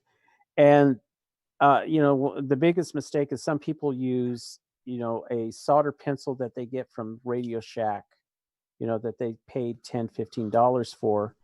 And they put too much heat onto that pad. Those pads get easily lifted. The other problem is that they actually put too much pressure on those pads when they try to desolder it, or they don't use the proper desoldering tools, and so they wind up like really screwing it up. I don't have pictures with me right now, but I could show you example after example after example of people have destroyed perfectly good CoCo 3 boards, and most of the time I can try to help fix them, but there's times I can't. Because not only that, they also buy these cap kits. There's one guy that on eBay sells, and I'm not trying to knock the guy selling them, but these people buy them and they think, yeah, this is easy to replace them, and then they wind up really just pulling up traces there and really screwing it up, making it far worse.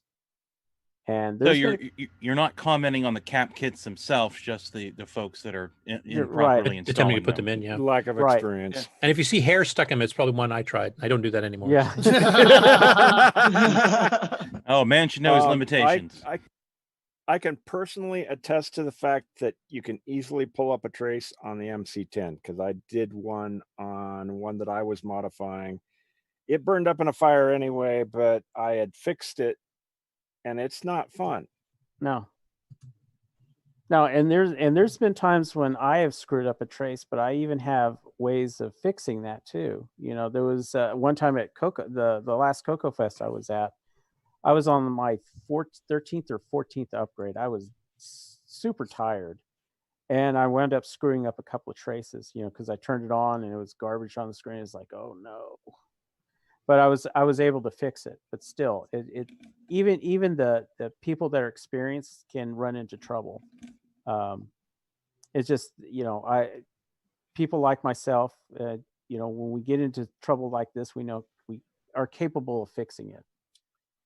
Yeah, I actually had my upgrade with my own CoCo went really smoothly. But once again, I've got the proper tools to do it. But when I did Bryce's, there was actually a fault on the board itself before I even started that I didn't realize. And even just using the proper vacuum desoldering tool, temperature controlled and all the rest of it, using the proper temperature, one of the traces actually cracked on his CoCo, and he was watching me do it. We turned it on and it didn't work, and I'm thinking, oh no, there goes a friendship. Right. But no, like you said, I've got the proper equipment and everything, high impedance DMM, fluke DMM and everything for doing proper tracing without putting any unwanted voltage on the board. So I was able to do continuity checks and check everything, check exactly where the fault was. And I've been doing electronics for 40 years and I'm qualified. So right. I've got a proper workbench. Yeah, it can happen, because the thing is, if somebody had worked on the board previously, it would say that they had put in a new socket or a socket in there, and you have to replace that socket. You only get one shot at putting a new socket in here. You don't have second or third chances. Yeah. Well, at least we not forget. I had a customer once sent me a CoCo for repair. He didn't realize that the thing around the gimme was the socket, and he attempted to remove the socket from the motherboard. Oops. That didn't go well. There's a lot of vias around the gimme and its pins there, and Yuck. Absolutely. So one of the yeah. worst things. Go ahead. One of the worst things I've ever seen somebody attempt with one of these is they tried to remove it with solder wick. It's like, no, you do not try and remove a CPU like that on a through-hole plated 40-year-old board using solder wick. It's not good. Well, if you use solder wick, then you remove the traces along with it. Yes. You remove the board. Now there are times that I have used solder wick, but I'm like really careful about how I apply that. That's usually afterwards, but last resort. Right. Well, and lots of us used real copper solder wick and lead solder, not the Chinesium stuff with tin solder and bad flux that you get nowadays. Oh, that's hopeless, that stuff. I actually use Kester for my solder. Yep. But basically that's all the updates I have so far, today. Maybe next week I might have some more news, especially about the DAT board. Cool. Okay, well, that's cool. Well, definitely thanks for joining us and sharing that. That's exciting news because the CoCoSDC is the essential must-have product for the Color computer, and having another supply chain for that is definitely going to be beneficial to everyone. So thanks for carrying that load. And I like the look of the black memory boards. It's now making me wish we had clear acrylic CoCo cases, because now you got the black memory boards, we got freaking blinky lights inside and all kinds of shit. It's like you want to show off our CoCos now. So all kinds of what? Kind of what? Now, it's a family show, isn't it? What does this have to do with? What does this have to do with a boat? Ship. Now on the DAT board that I have with the LED, there is a connector. You have to use your own wire, but you can actually build a little external LED module or board that you can mount onto the CoCo case itself. Yeah, that's what I want to do for the Nitrous 9 stuff here, is have it like right out so I can just see instantly whether caps lock's on this window. Oh, okay. Right, yeah, but there is an option to where you can actually mount, put a satellite board on there. And the newer DAT board will what I call the next gen board will obviously be there. This one's kind of hidden because when I laid this board out, I've used every square inch of this board, the old DAT board. So now I'm able to branch out to the left side of the board. Yeah, there's plenty of space that I can do stuff. That's one thing I do actually want to do with my Model 4, CoCo 3 Model 4 project too. I want to put the LEDs on a panel that I'm going to mount where the old floppy drive panels were. So it'd be good to do that. Mm-hmm. Far out. All right, well, thank you, Richard Lorbieski and Boyson Technologies. We're going to take a commercial break, and then we're going to come back with everyone's favorite part of the show, which is Nick Marotta in the GameON segment. So we'll be back after these words with GameON and Nick Marotta. So don't go anywhere, boys and girls. And now these messages. It's a Radio Shack Merry Christmas. This year, I needed to give a real family pleaser. Honey, please help me with this budget. How about a new game, Dad? Please. And I found it. Radio Shack's Color Computer 2. On sale for just $99.95. It entertains, educates, manages. It's expandable and affordable. Now that really pleases me. The Color Computer 2. Sale priced for Christmas. Only at Radio Shack. Hi, I'm Kieran Anscombe, author of XRAW, and your brain is resolving sensory input into CoCoTALK. At GSoft, we make games for the TRS-80 Color Computer, TRS-80 MC10, and Dragon computers. Our basic games cover the range of genres from arcade, to text adventures, to simulations, to 3D dungeon crawls. This is our latest puzzle game from Japan, Fruit Panic. So come on and drop by our website and download our latest games. Tired of switching your joystick between the left and right port? Want to change between different controllers? Well, Joey has got you covered. The Joey Controller Switch. Take control of your controllers with the flip of 2 switches. Order today at cocoman.biz.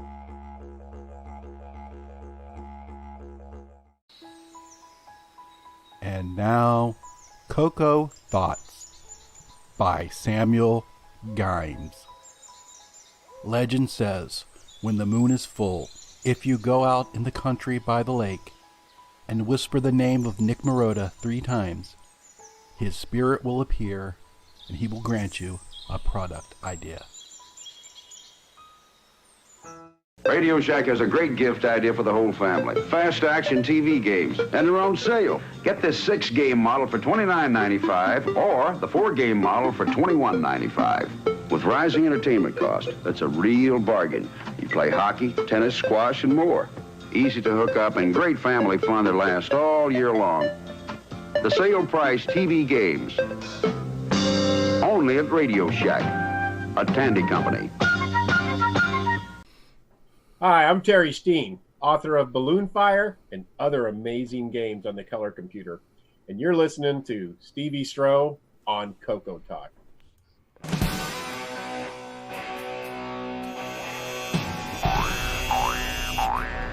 High Score Challenge. And now, Coco Thoughts by Samuel Gimes. Played Downland, found the bouncing boulders. All right, and welcome to the GameON results. We had a fantastic week this week. We had a record number of participants, and thank you to Grant for suggesting this game, Grant Lady. It was a very good choice. So we're going to bring up the results now. And yes, we had 27 participants. Coco Man with 302, R. Alan Murphy with 1098, Kiana with 3644, Rogelio 4868, Ken Reichard 4888, Mikey with 4954, Ben VR Drakes with 5271, Joshua 5380, me with 5388, Tom C with 5468, Mr. Dave 5637, Cat Lord 6455, Jay Mobley 7777, Canadian Retro Thring 7855, Jay Searle 8191, Adam Tandy Guy 9946, David Ladd 10600, Alpin Grice 12989, Terry Steggy 13058, OG Stevie Stroh 13754, Rob Inman 14700, Paul Shoemaker 18118, Paul Fiscarelli 19375, Diego 23024, David Croker 24054, Redbeard 24763, and Buck Owens with 36357. So thank you for all this week's participants. We had some new ones this week. Jay Searle, Joshua and Kiana, who are Dave Croker's son and daughter, and Paul Fiscarelli joined us this week. So welcome to our new participants. I'm very happy to see the participation grow, and people are having a lot of fun with the games. Buck Owens. All right, surprise! Buck Owens took it this week. Now he actually finished it, didn't he? I believe he did wrap all Yeah, the it chambers doesn't and wrap really it around. end; it just wraps. Oh, it wraps. Okay. Yeah. But yes, because he's got screenshots of all the things. 27 people participate. Is this the best week so far? This is the best week. It beat Quix or QIX, whatever Yeah. it was 26. So we beat it at 27. Actually, unofficially, we would have had 28 because we had a couple of we had one late entry. And I need to make a change to Rob Inman's score because he also had a late entry. So let me bring that up. So Rob actually beat his score at 21,009. Wow. And we had an additional entry who submitted too late, Karen Anscombe. At 7903. So Good job, technically Karen. we had 28. Good job. So yeah, I was very happy with that. And again, that was Grant Lady who suggested the game. And I'm going to go ahead and share my screen, Stevie, if that's okay. So we have Grant to blame for this. Dude, can I just ask a quick question? This is just more speculation, but what do you think? So this week was our best week participation-wise. Do you think it was literally the game that got everybody playing, or do you think it's just we've been doing this long enough that we're starting to gain some momentum and getting more buzz about it, or maybe a combination of those things?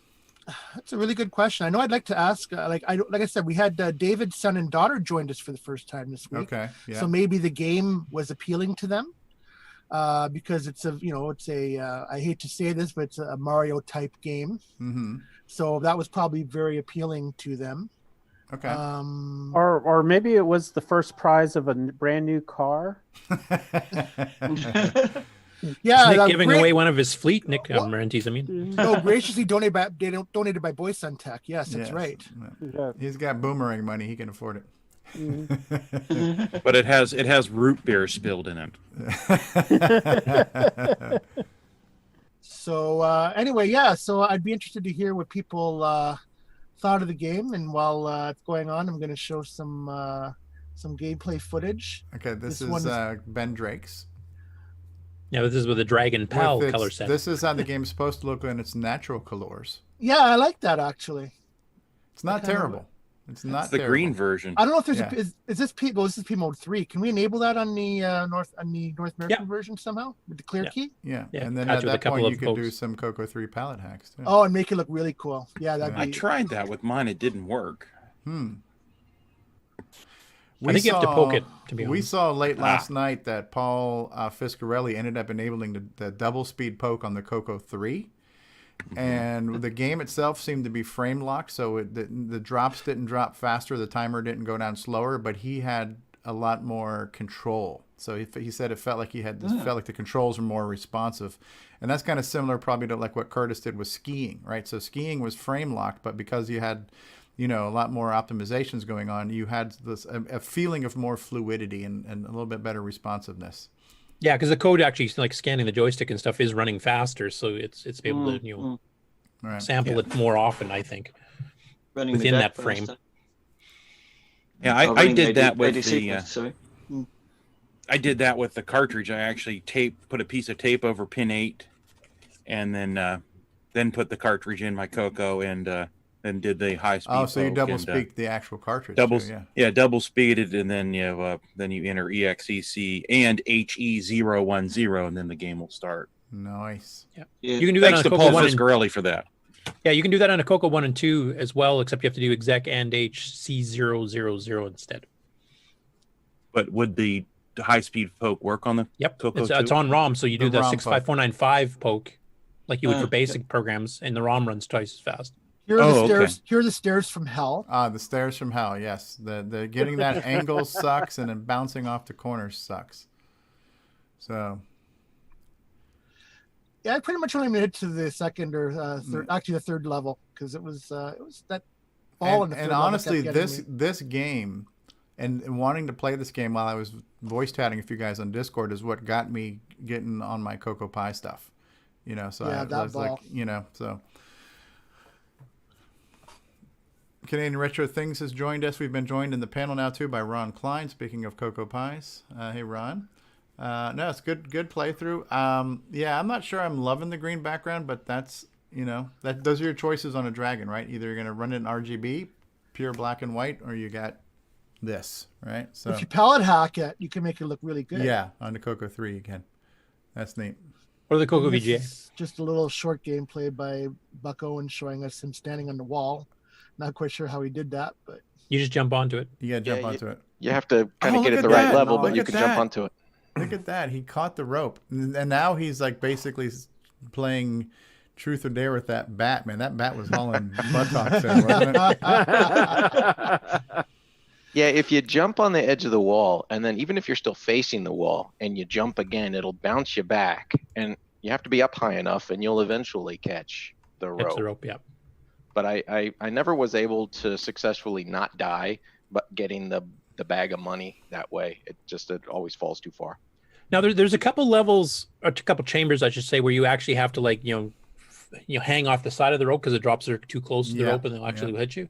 If I remember correctly, and I've only done it once or twice, and this is way back, I think when you wrap the levels and you come back, more of the ropes have the acid drops that close. So you have to start having to hang off the edge a lot more. Yep. Buck can confirm that or not, because it's been 30 years since I did it. But I assume if you wrap it, Curtis, that there's going to be more obstacles that come because more if you, acid. There's more acid, and the acid bouncing gets boulders closer and to the stuff. rope, so you cannot just sneak up the middle between acid drops. You have to hang off, even on the earlier chambers. Okay. From what I remember.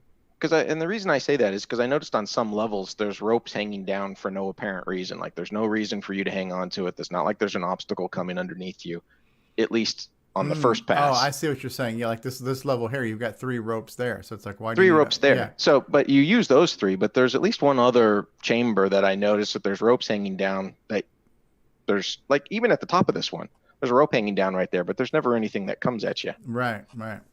So maybe later on there might be. Might be a boulder or something. No, there's a drop. Acid drop. That doesn't matter. Yeah, I don't know. Yeah, Mistaken, the acid drop thought doesn't do maybe it. the bat would leave you alone if you were on a rope. That was not true. That was not true. It's a devilishly difficult game. Did you guys notice that your extra guys do things in the top while you're Yeah. playing? Yeah, they follow the same animation your main character does. It's facing the same direction and everything. Now, do you ever get extra characters? I have not seen you get any extra life. I think you get 1 extra life at what the heck's the score? 10 or 20,000 or something like that? I never Don't noticed. you? No, I never noticed it. It I'd may check the have. manual. It We doesn't. could ask. It doesn't beep or anything to let you know that it's happened. At least not that I've ever noticed. Ken Reichert says this game dropped more acid than Timothy Leary. Oh. So I do have a piece of game news related to Downland. Okay. Let me see if I can scroll over here. While you're doing that, you type in LSD, type in Lucy in the Sky with Diamonds before you type in the high-speed poke, and you get unlimited lives. So somebody on Atari Age who's a Coco nut and their name is Downland 1983, so they're obviously a fan of the game, recreated Downland in Super Mario Maker 2, which is available for the Nintendo Switch. So he basically recreated the entire game in Super Mario Maker 2. And surprisingly, the guy in this game looks a lot like Mario too. It's got to be completely coincidental, though, right? He was able to recreate the guy from Downland. Yeah, that was pretty good. So the link for that, I'll post that in. Maybe have the link, neat. or if not, I'll post it in. Go ahead and post chat. it, if you want. So yeah, if you have a Nintendo Switch or you're looking for a reason to get one, and Super Mario Maker 2, then you can play a Downland-like replica on the go. My daughter has a Switch, so I'm gonna have to probably borrow hers and try this out. Is it me, or do I remember somebody on the Facebook page indicating they were thinking about doing a Downland 2? That is Paul Thayer, and he is working on that. Excellent. Yes, tile set based for the CoCo 3. Now, apparently, it does have a different, unique ending so he didn't show that in the screenshots, but he added a unique ending to the Mario Maker version. Okay. With a flagpole. But yeah, I thought that was pretty cool. That was thanks to Mr. Dave. And in this for case submitting here, that they're kind of story. like vines hanging down, which would seem a little bit more organic too. Like, yeah, that's neat. So, anybody else have anything to say about this, or? I enjoyed playing it. It was frustrating, and it was just, but it made you want to. It made you want to challenge yourself. It's like, half the time I died because I did something stupid. Half the time I died because the game just sucks. But no matter what, I didn't want to just rage quit and stop playing. I wanted to keep going. And so this game really kept me engaged all throughout the week. So this definitely was a great choice, and just a testament to a great CoCo game that's still fun to play 40 years later. Yeah, I agree. It's got a interesting mix of urgency and patience. Like you can't just you always have to be watching out for the acid drops, and so you can't just plow ahead all the time. You're constantly looking around. Sometimes you have to wait. Sometimes you have to wait longer than you wanted to, and then you're always worried about that bat showing up at some point. I thought it was really cool. Yeah. I'll also say I played the whole week until this morning using a Black Beauty joystick, which is torture, and I tried this morning using a digital pad, well, a digital joystick, actually, using one of the digital converters that one of John's guys sells, and it was much better. It's much easier to do this step right here that we're looking at as well. There is a turn and jump off of that wall that you can hang on to that's almost impossible to do without a really nice joystick. This used to be my favorite game, so yeah. Back in the day, I didn't get to play with it this week. One of these days I will get to join GameOn, but right. And yeah, and again, this motivated me to set up my Coco Pi to play in the living room, and so I was playing on like an Xbox style controller, and it really helped. All the corners are still a little bit of a biatch to get, but they're gettable, and it was just a fun game to play. I heard people playing it, and they went from "this is a great pick" to "I hate this game," and back again. So it really warmed the cockles of my heart hearing that. Yeah, absolutely. And honestly, the goal, and so let's give credit where it's due too. This was Mr. Dave's idea. Mr. Dave 6809 said, "Hey, we should have some type of weekly, score thing." The goal is to get people playing, whether you win or lose, whether or not you get a high score. If you enjoyed playing with it, score doesn't matter. But we'll recognize both participation and score. But having 27 people play this week was really awesome. And, yes. And last night we did a live stream, and there was a handful of us playing at the same time. Paul Fiscarelli was playing. I was playing. We were just hanging out, talking about it. It was fun. And that was without a couple of our regulars too. Yeah. So we have, so our regular corral of people playing who've played or continue or whatever, about 40 people have played at some point. So the numbers are growing. It's awesome. Yeah, this is just a neat thing to give us something to engage with and share throughout the week. So, do you guys want some background from the original author? Yeah, because way back in the day, I actually contacted him, and he's one of the authors that actually said, "Yeah, you can copy this game." But he mentioned some of the original development. So originally, I'll just read this verbatim. It's not too long. Keep in mind, this game fits an 8K ROM. That was a Tandy limitation imposed on him. I think I managed quite a lot in that little space. The last month I worked in the game was squeezing it down from a little over 9K into the 8K ROM space. Whilst the original final game had several more features than the squished down version that actually was commercially released. For one, all the screens had names, but Tandy wouldn't publish them. The one that has the big Y-shaped thing, it's been a while and all my stuff's packed away, but I think it's screen 8 or 9. I think it's actually 6 or 7, but it's called the Dr. Seuss screen, so named because it resembles some of the terrain in some of my favorite childhood books, ranking fairly even with Winnie the Pooh. Unfortunately, because of the size limitation, much of what would have happened when you completed the 10th screen had to be taken out. In the published game, you land back at the first screen again, but this time it is much harder. You may notice that some of the ropes have acid drops that fall so close to the rope you have to hang out to the opposite side. And the second time through the game, all the acid drops near the ropes fall close to the ropes. Also, I think I rearranged which keys open which doors to confuse things. So Buck Owens, you have to make a second version of your map. Seems like there were a couple other things I did to make it harder. Maybe the bat timer is shorter. Despite this, I met a young man who had made it all the way through and halfway through it again. My best game was to make it to the beginning again, and being so worn out from playing over and over, I think I probably did something stupid and was killed by an acid drop running for the first rope. A funny thing about the game being 2-player, when I wrote it, it was a 1-player game.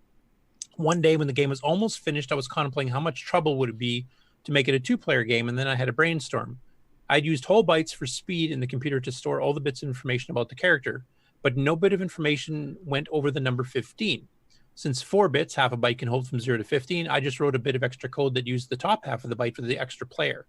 I think I added the second player in about 2 days. If I'd done things even slightly differently, it would practically require a complete rewrite. Oh, wow. Wow. That's cool. And then what about the fact where, was it you who mentioned, you asked him about, was this character inspired by Mario? And what's the official answer there? Because he looks just like Mario from Donkey King. He did mention that. Let me find my original. Yeah. Is the author still alive? This was 2002. I talked to him, so I have no idea. I presume he was fairly young when that happened there. Yeah, because I said it looked like Mario, and he says, I suppose I can live with the Mario clone crack, mentioning about the character, but I really did not copy anything from any game that I know of. He basically drew that himself. He said, now maybe subconsciously was influenced by Donkey Kong or something at the time, but he claims no. Yeah, because somebody made the connection last night that I didn't initially either, was that they were mentioning that there's some Donkey Kong Jr. elements, because in Donkey Kong Jr. You're climbing up, one or two vines or poles, whatever they are. So and Donkey Kong Jr. released the year before this game was. So and there were keys in that game too, although you didn't collect them the same way. But... Yeah. So were they unintentional coincidences? It kind of doesn't matter. The game, and to me, this game stands out on its own as being truly unique, even though there's elements. The platformer element is here. The game, I think, is a truly unique gem. It's much harder than a Mario game. Yeah, I mean, there's one comment on that. He said, my goal while all my peers were doing rip-offs of arcade games was to come up with a completely unique arcade style game that had a slight hit of an adventure game in it, which is why you can go back to screens after you've left them. And in fact, you have to in order to solve the puzzle of the keys. Mm-hmm. Yeah, because the original Mario 2 all took place on the ground level. There was no real. I don't know. It wasn't quite as right, and you went from left to right. It was a real linear progression. This one requires a lot of backtracking. He also mentioned that Cave Walker, which is kind of a sequel. It's kind of a similar game with a bunch of things like elevators and stuff added into. He had nothing to do with it whatsoever, even though it came out from the same company, Spectral Associates, that did both, distributed both of them. So it's an unofficial sequel. Or at least not from the author. Now, Curtis, was Downland ever ported to any other systems during its heyday? Nope. So it's a CoCo exclusive, like Daggerath. Excellent. Yep. A CoCo exclusive. Just like Nightmare Highway. Nightmare Highway. Very cool. So, anybody have tips and tricks, suggestions, the strategies that worked for them? Keep an eye on the timer in the lower right, because that's when the bat appears. Because after that timer goes to 0, if you hadn't figured that out already. Scores are somewhat random, which they are random. The book even says they're random. Yeah, like what your bonuses for picking up things is random. Yeah, which is kind of an interesting choice. I did find that if you're running out of time and you leave the room and come back, I think that resets the clock. Yeah, so, I think it resets it to 1,500 ticks. Which if the bat's about to come out, that actually can gain you a lot. Yeah. You have to be careful when you're going down a rope. If you've got acid drops next to you, if your legs kind of shoot apart when you're falling off, they will kill you. Yeah, cool. So, Nico, are you going to tell us what the next game we're going to be playing is? The game I am. We are doing a CoCo 3 game this week. Ooh. And so let me just trab over, because otherwise... Okay, so... That looks like No, the game of the week. I'm tabbing over because otherwise I always hit this your screen sharing thing and it ticks me off. So anyway, now I'm ready to show the game of the week next week.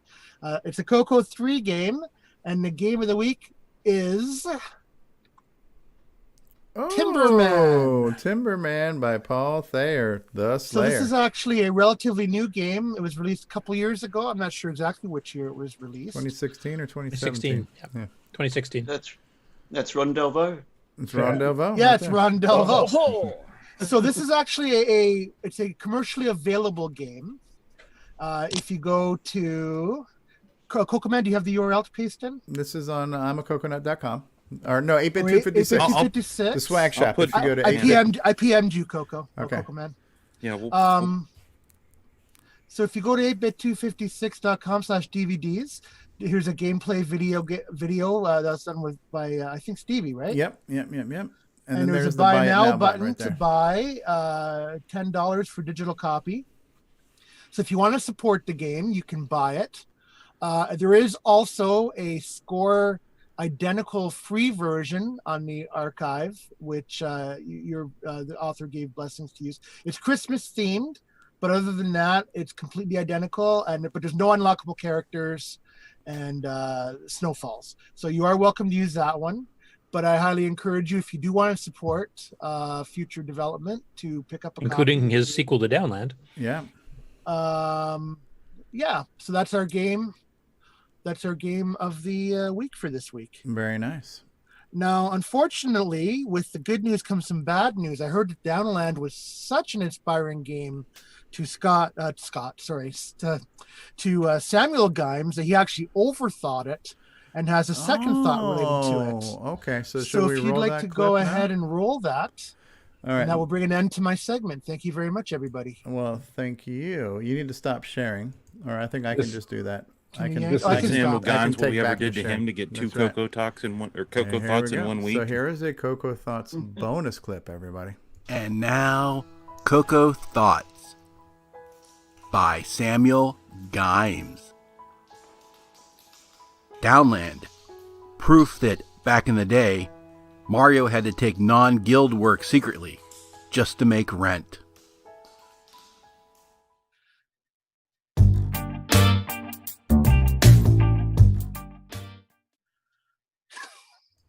Wow. He was young. He needed the money. Wow. So did what he had to do. Wow. He wasn't rich and famous like he is now. Thank you, Samuel Gimes, for the double dose of CoCo Thoughts this week. Maybe it's an Australian thing, but that went straight over my head. Curtis, do you have more gaming news to follow? I have a little bit, not a ton. Okay. I do have some. Do you need to share? Yeah. Okay. So Timberman is the game of the week next week. Good times. Yes. You guys seen that yet? Yes. Yep. Oh, hey, the first one up here is actually another Marlon Lee. He wasn't as quite active this week as he was last week, but he did obviously get some stuff done. So first one he did is from the Cornsoft group, and it's called Avenger. And it's such a short video, I'll probably just play the whole thing. I don't know how many of you guys have seen this. It's kind of Defender, but not. It's got some differences. Okay. Hey guys, today we have Avenger, a Defender style game for the color computer from the Cornsoft group. The Cornsoft group mainly wrote software for the TRS-80 Model 134 line. They wrote a few games for the color computer. Probably the one you'd be most familiar with would be Frogger. They wrote the officially licensed port of Frogger for the Radio Shack line, including the color computer. You will notice here that I don't back up in this game. That's because the game only supports forward movement. You can go faster or slower, but you can't go back. And there is no humans to rescue. So it's certainly not a Defender port by any means. But it is in the Defender style. The gameplay very much reminds me of Defender when I play it. I am enjoying playing it today, and I hope that you enjoy this walkthrough. Yeah, I like it. I like the whole monochromatic look of it. Now, I will mention this is a game I actually used to be pretty good at, playing keyboard controls, not joystick. So you can actually get to your smart bombs and stuff faster. It is really designed for a CoCo 1 and 2 keyboard. If you have a CoCo 3 keyboard, it's a bugger. It's almost impossible. Yeah. So, but I will mention one big thing that's different between it and Defender, besides the stuff that Marlon already mentioned, is you would later on get what are called mutant waves. And then you get this big mothership that literally fills about a fifth of the entire screen. And when you hit it, it breaks apart into a bunch of mutants, or the equivalents of mutants in Avenger, and then they'll come swarming at you. So that's a nice bonus feature that's not in the original Defender or Stargate. But as far as like the playing, like the thrusting and stuff that the game does, when you're playing on the keyboard, it actually feels, it's one of the ones on the CoCo I think actually feels the most similar to the real Defender, except you can't reverse and change your direction. So it used to be one of my favorites back in the day, but it definitely needs a CoCo 1 and 2 keyboard layout. I might have to see if I can actually, if we ever choose this game, Nick, I might have to see if I can figure out how to patch it for the CoCo 3 to remap the keys so it's more laid out like the original would have been, to make it a lot easier to play. You can play it on joystick, but then you have to hop back to the keyboard to, smart bomb in hyperspace, and it's kind of a pain in the ass. So anyway, once again, it's really good to see Marlon Lee. Yeah, Marlon back. And because you just mentioned it, actually, I just have here the direct PayPal link if you wanted to order Timberman. Where it mentions it's from 2016. For those that have not gotten it, and like it's been mentioned before, this will help encourage Paul to do his future CoCo projects, and he's got several under the go right now. Downland, the sequel, is actually just one of them. And Stevie, is he publicly presented some of that other stuff in Discord already we can mention? Or Buff Commando is one of the projects he's working on that is kind of like a Duke Nukem 1 and 2 style game, and I think we've got a channel for that in Discord. Downland 2 is one. I'm actually going to be testing something later today that he sent me to test. So he had some puzzle game he was working on for a while too. Yeah, it's kind of like a Sokoban type thing, Piku Prod or something like that. But I think he said he had put that one on hold. And he works with Simon Jonason, and I believe he's collaborating with Paul Fiscarelli in some areas. And I don't know if you had this in your news or not, but he recently set up a GitHub where he is releasing a bunch of code snippets on different routines that he's had to figure out how to do in assembly. So like setting up P-mode 4 screens and reading the joystick and a few things like that. So he's come up with these individual assembly routines that you can pull from his GitHub. So yeah, Paul is definitely real community oriented. And he's learned a lot from other people helping him, and he's now given back with some of the routines he's had to come cool. up No, with and stuff. I missed that one when I was amalgamating the news there. So yeah, if we can get him on, he can actually discuss that. Oh yeah, he'll be on. He's around. So yeah, and he's a badass at frickin' Timberman. I mean at Downland. Downland is one of Paul Thayer's favorite games, and so I learned a lot of my tips and tricks by watching him play it a few times. He is a beast in that game. So, cool. All right, next up, update. We've kind of shown some screenshots and brief bits before here. This is the port of Foggy's Quest, which was one of the AGD games ported from the Spectrum by Per Surratt. And he's been working with the WordPack 2 Plus board, which is the 80 column card, but also has that extra the V9908 or something? 9958 chip, which has sprites and a bunch of other things. And this is actually the game pretty well completed. So I'll play a little bit of that. I'll kind of scrub through some of the menus here, or through the other screens. You can kind of see it in action, but looks really good. Imagine seeing Downland looking like this. Look how clean it is and colorful. Yep. So and this works on this board works in the Dragon or the CoCo 1 and 2. So I mean, basically, the Dragon people finally get full color arcade games too. Right. This without the pastel colors. Oh. This is kind of like Downland on steroids. Other than the fact you fell really far and didn't die. Downland's there's no bat that I know. Yeah, Downland's got the kind of screw you logic in there where you do one wrong move and you're done. Well, it looks really good. I remember seeing some people commenting on this saying that the only thing that they took away from this was they weren't crazy about the single colored sprites, but that's probably a holdover from the Spectrum it came from. But it would be nice to see multicolored sprites, which I'm assuming the sprite chip can handle. The game just wasn't designed to do that. Yeah, because the Spectrum couldn't really. Your basically each block was a foreground color and a background color, and that's it. Yeah. And then a color bleed. So if your shape's one color and you're moving through terrain in the background of another color, then you kind of change the background color to match on the Spectrum. So I think you're right. I don't think this chip has that limitation. Yeah, no, it looks neat. I'm interested in this this cartridge.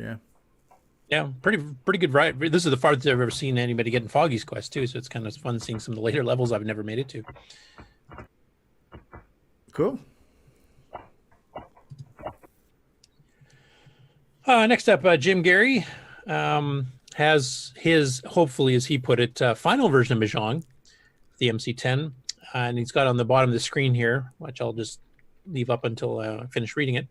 This is a demo of the save and load features he added, so you can save a game in progress. He has an undo feature, so you can undo your last move, and also a hint help feature, which is kind of the Shanghai cartridge that Rick did as well. And other than that, it looks similar to the previous version that he did. Love the music Jim's able to get out of this MC10. Yeah, it's just amazing. Hopefully it's not copyrighted. And here's actually demonstrating loading a game from tape. Okay. And are these, I guess, you're just matching letters or symbols or something? Yeah, symbols, yeah. And I think the colors is the depth chart. So the depth chart on the left there, 5 would be on the 5th layer on the top, and then all the way down to 1 on the bottom. Okay. Because there's no way to really do the shadow on that low of a res. So that's your way of telling what layer. Okay. Creative. Matches, so.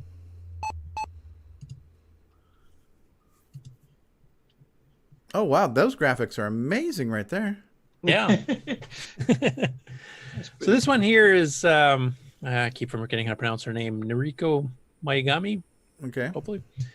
She does a video playthrough of Adventure International CoCo port of Dog Star Adventure by Lance Miklas. Now this was a bit unique for the Adventure International games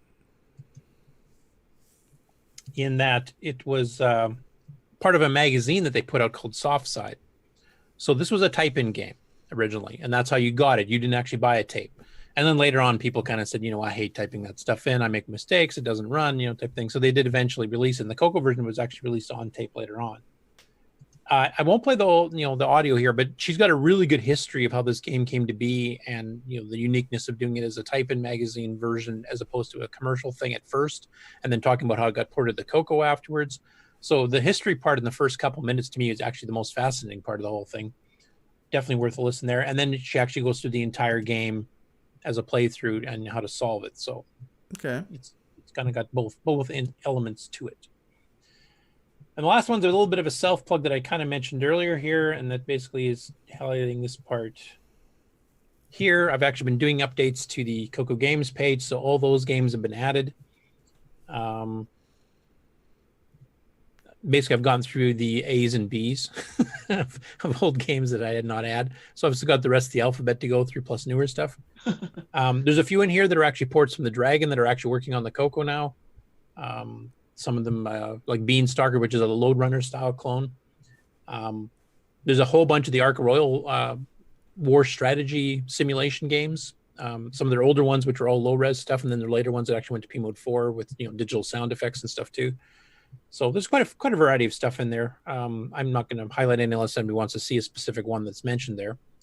But there's a few in there, and there's a bunch of there's arcade games, there's strategy games, there's adventure games, there's all kinds of stuff. There's CoCo 3 games, there's CoCo 1 and 2 games. So I do plan on keep going for the rest of the month here. I'm going to try to jam out as many of these as I can in between going through that and updating those manuals like we're talking about.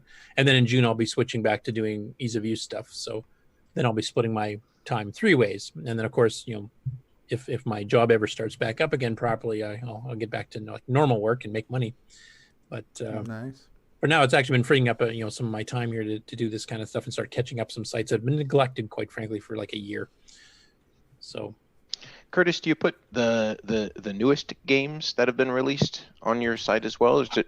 I'm going to be. I've been doing alphabetic just to kind of catch up, but I kind of reserve like the last day is going to be for stuff released new in the last few years. Maybe like Popstar Pilot and Gunstar and Timberman and cool Forest of Doom and anything else.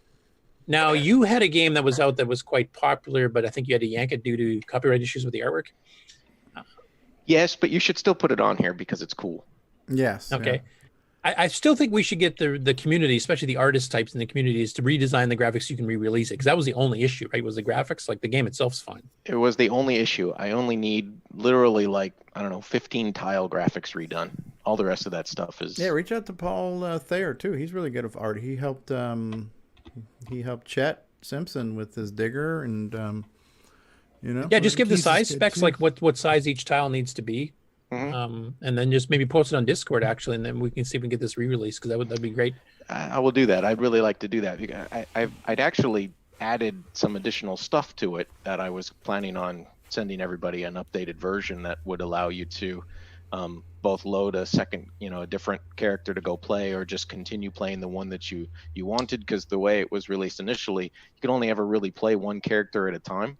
So I added that additional feature, and then I added a little bit more logic into the game to see if you had to ask really if you have a CoCo VGA installed or not. So I had done some other revisions on it, so I would like to see it get back out there. Do you have any updates on the Oregon Trail? No. The problem I ran into was when I got to the main game code itself. It's almost as if I'm missing some files, because what appears to be the main game code for the Apple, I can understand the commands. I can read the basic listing and I can understand what's going on, but it doesn't seem to be actually driving the game. So I feel like I'm missing something. And so to actually get the gameplay programmed, I have a lot of the structure done already, but to actually get the gameplay programmed, I either have to go find the right listing, because it was written in Apple Basic. I either have to go find the right listing to go look at, or I'm going to have to re-engineer it using just looking at the game it played. And then the guy who managed the whole development of it, he actually wrote a book on how he designed it and the different sections of it and things like that. So I'm going to, unfortunately, I have to back into it a little bit more than I was really wanting to, and that's kind of why I shelved it. Okay, fair enough. It was looking really good, what we were seeing early on. Yeah, I was actually thinking about it just today. I went out this morning and started reading up more of on some of the articles and some of the chapters that he had read, to try to figure out the overall game logic so that I could restart it, because I was really happy with how it was turning out, and it does seem like a very, frankly, doable project on the CoCo. Now, let me ask you this. Once it was done, were you going to, for lack of a better term, sell it, or were you going to just distribute it? Nope, I was just going to distribute it. And that was my other thought too, Stevie. I was thinking about just putting what I have out there and saying, tag, who's it? Who wants to pick it up and run with it? Okay.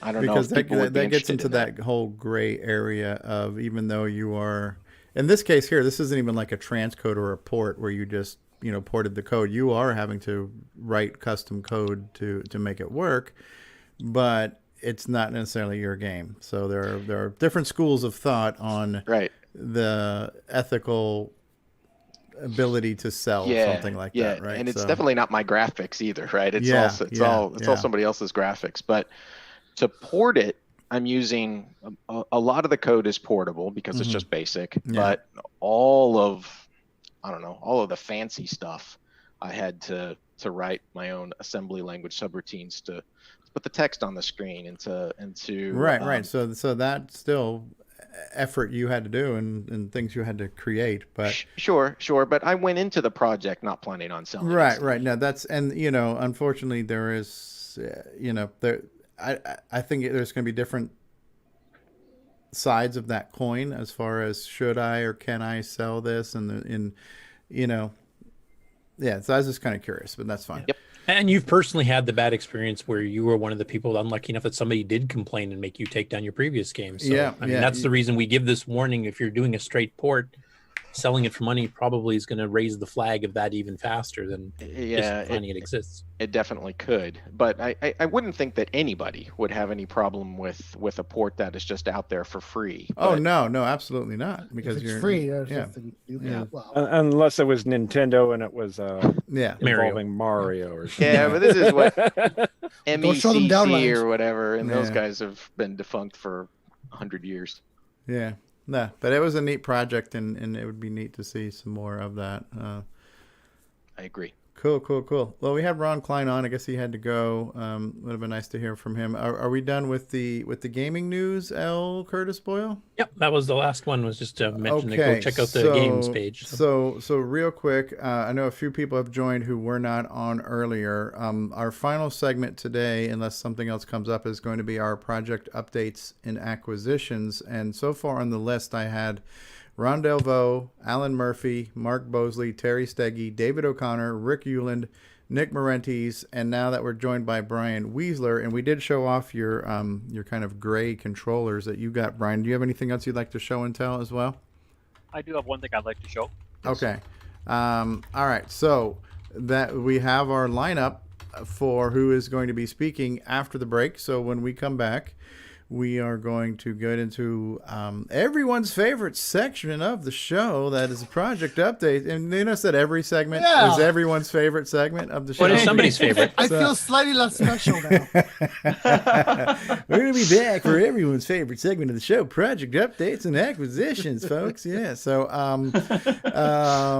what else was I going to say? And then we at that point, we're probably going to wrap it up. And then the question will become, as we get ready to push the button, is do you guys want to do a caboose or an after show, and I guess we'll decide if we need to do more talking when we're done with the talking we haven't done yet, right? All right. So no, there have never been more prolific statements made than what I just did right there. So take notes, other podcasters. We're going to run. How about Fletcher? Fletcher, we need more Fletcher. We're going to play some Fletcher, and we'll be back after these words, everybody.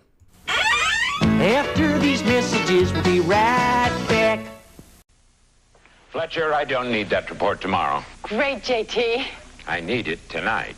But JT... Fletcher saved $300 on her office away from the office. Radio Shack's revolutionary Model 100 computer. It's a word processor, phone directory, and dialer. It even communicates with the office computer. Fletcher, how's that report? Fletcher. Radio Shack's Model 100. Save $300 and put it to work. You'll go far, Fletcher. You'll go far. And now, CoCo Thoughts by Samuel Gimes. On holidays, Uncle JT would entertain us with stories of his business conquests and his assistant who would meet any deadline that he imposed, no matter how ridiculous. Well, until she shot him in the face, that is.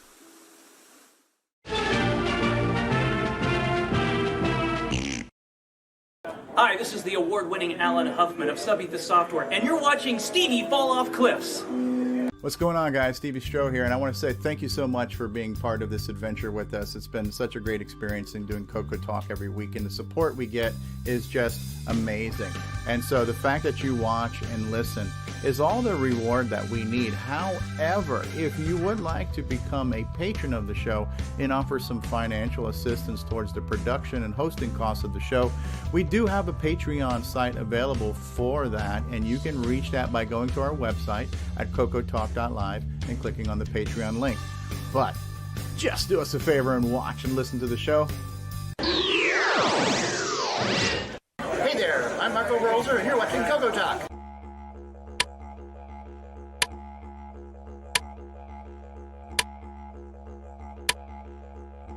This is not the Joey cereal switch. This is the Joey cereal switch. Control up to 3 cereal devices. Order yours today at cocoman.biz. Radio Shack, America's technology store. Right! This Christmas, Tandy has a very special offer. A family color computer pack to take away at a very special price. This family computer comes complete with software and costs an incredible $449, a saving of $241.69. It's powerful, educational, and ideal for the young and young at heart. The easy way to start computing. The Color Computer Family Pack from Tandy. Get it while it's hot. Tandy, the biggest electronics store in Australia. Yeah. Hi, I'm Tim. Playing Dagger like that idiot from the book. You're watching CoCo Talk. Oh, that Tim. That Tim is always up to something. And this time he was playing Daggerath like that idiot from the book. Well, we're back, everybody, for everyone's favorite part of CoCo Talk. We're talking about updates and acquisition, boys and girls. And what a douche.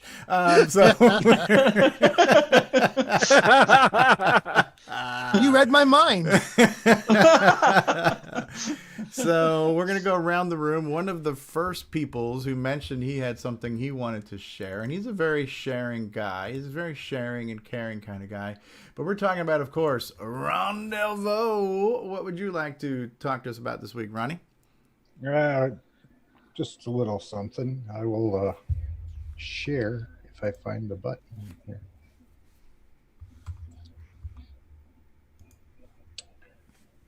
See Stevie. There we go. Sure.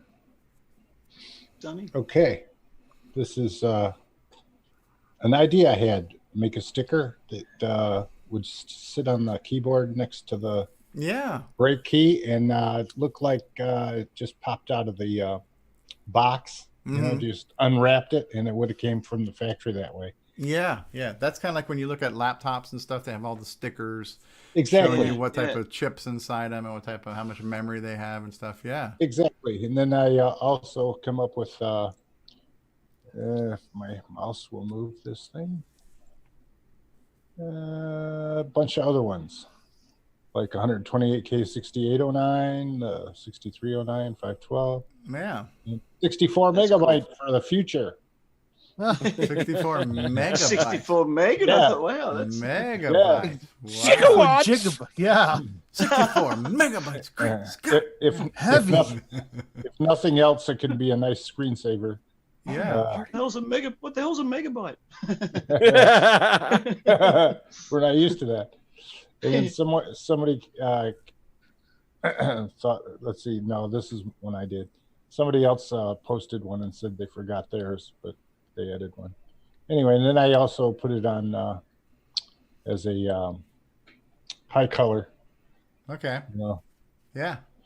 Yeah, that's it. Pretty much. Always thinking of stuff to do. Last time I thought about using the baseball cards or whatever. Yeah. And I wonder how thick you can layer those stickers as you upgrade your machine, because you have to keep overlaying it with the next one. Oh, I got 512 now. Now I got 2 meg. Now I got a 609. Yeah. I thought about using the corner of, sometimes you'll get, the top of the CoCo has a blocked off area where the vents are, and I could do a triangular one there. I was thinking of doing that at first, but it probably wouldn't stick well. Now, is it ease of use certified? Yeah, it's just peel and stick. Well, I mean the computer. Because Windows certified, so you need ease of use certified. Well, and then for that new CoCo experience, can you peel them? Yeah, that would. Because the peel is important. Yeah, and then you could put 6309. You could put 6309 inside for the upgraded one. Like the Intel inside, yeah. We should offer a shrink wrap service. It'll shrink wrap your CoCo like it's fresh from the factory.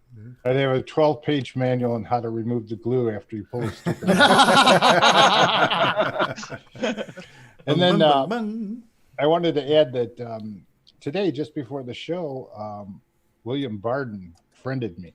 Oh, maybe we can get him on. That would be awesome. Yeah, get your name dropping. Maybe you can go have lunch. Yeah, I sent him a bunch of info on the show today and asked how he was doing stuff, but I haven't heard back, so we'll see. Awesome. He made the step. Cool. That's cool. That is awesome. Yeah, very cool. Mm. And David O'Connor's lining up a good interview too, from what I understand. So yeah. I don't know if we release that. I guess we lost Alan Murphy. He's not on the panel right now. He was on my list. So next up would be Mark Bosley. I believe Mark was going to tell us what he's been working on this week. Yeah, a couple projects. I was repairing a CoCo 3, one of my backup ones. So far, it appears to be the 8-volt regulator that went bad. It was making everything run real hot. Another project I've got is I've been restoring an old an F board, and I finished. Get the camera down here. We fall. I finished breadboarding the composite mod, and it works. So next step will be to put on a permanent board. And in my searches, I believe I have found the elusive power switch for these things. Oh. So, and also with a cap to go with it. Okay. That matches the original one. Where'd you get that from? Mouser or something? Or yes, actually Mouser. So that series should also be good for the CoCo 3, the reset switch and power switch on the CoCo 3s, because I think they're about the same footprint. So isn't the CoCo 3 a square? Maybe I'm thinking. Oh, the of reset switches, yeah. The reset switches. The reset switch is square on the 2 and the 3. I think it's. Yeah. I've got a 2 right here. It is. And it's a little click switch too, rather than a press switch that it is on the CoCo 1. Right. Yeah. Well, the 3 has a power switch that looks similar to that one there. Yeah, you can tell Mark's a true hardware guy too, because he knows he has no screws in his CoCos anywhere. He just lifts the lid off and away you go. That was the one That's the one I've been repairing. So, 3 of my 4 CoCos are that way. Cool. So yeah, next week it'll be putting it on the proper size breadboard and putting it in the place where the modulator used to be. Ace Hardware has screws that you can match up and replace them, and I got some gold ones. Yeah, I got a few. Neat. These are still some of the originals, but yeah, this one had a hard life. The regulator, the main transistor, can't see anything. The main transistor had actually I borrowed it because the one in my multi-pack went bad, so I finally replaced it, and I've been looking at putting it back to working condition. So it works again. Just got to tidy it up. Another one for the stack. That was it. Okay, cool. Thanks, Mark, for sharing. We also had on the list here that Terry Steggy had something he wanted to update us on. Yeah, I got a couple new toys. This actually, I got this stack for free. It's all of the portable 100 magazines, every one that was ever made. The guy kind of contacted me, and I've been on that group, and so I thought that was pretty cool. Is Fletcher featured in any of those magazines? You know, I haven't gotten through them all yet, so I don't know. I'll look. I'd actually love if there was a Fletcher centerfold. So if you get one of those, let me know. And there we go. Let's see. Quickly, I'll go through. How far did Fletcher go? Welcome to Blue After Dark. Bomb Squad, John Strong's Bomb Squad, nice. And then Sealed. Got that one. Color file. Did you get that from John Strong, or did somebody sell that online? I did get the Bomb Squad from John. That's all sealed too, by the looks of it. Yeah, that one's sealed. I got a skiing that kind of is sealed. Nice. Close enough. 16K recommended. Typing tutor. And I was kind of surprised. I hadn't seen. This is the diagnostic one, but this, when I load it, it says version 2, and I'd only seen the version 1 in any of my other stuff. So thought that was kind of cool. Any idea what's different? I didn't know there was a version 2 either. Yeah, the version 2 memory tests are named differently. I think version 1, it's called like the short and the long test or something like that. And version 2, they call it a little bit different. And I think the joystick test is different between the two versions as well. Does the memory test actually like detect more than 16K too, like 32K or anything? Or 64, the ones that I've tested. I've actually never tried it on the 16K CoCo, but it detects 64 for sure. Yeah, because I think the original one only detected 4 and 16, because I think that's all that was out at the time. Does it have the version number on the label? No, it does not. I that's why I was kind of shocked. I knew there was a version 2. I thought, well, I'll look at all of them because I've got about 3 of these, and this one in the box is version 2 when you plug it in. So cool. What's the date on the label? Let me pull it up here in a second. I thought you were going to ask for a serial number. Show us your proof you of never purchase. Expected this. 1980. Oh, it looks like it needs to get a little glue out. Oh, and Stevie, Robert Murphy got back and said that he's going to try to debug his audio and do it later because he was echoing again. So he'll probably do his presentation next week. This is exciting unboxing action. Where would that number be? I don't see be right on the label Label's on the edge of the cartridge. And that's unfortunately, actually, it must have fell off in here. Oh yeah, there it is.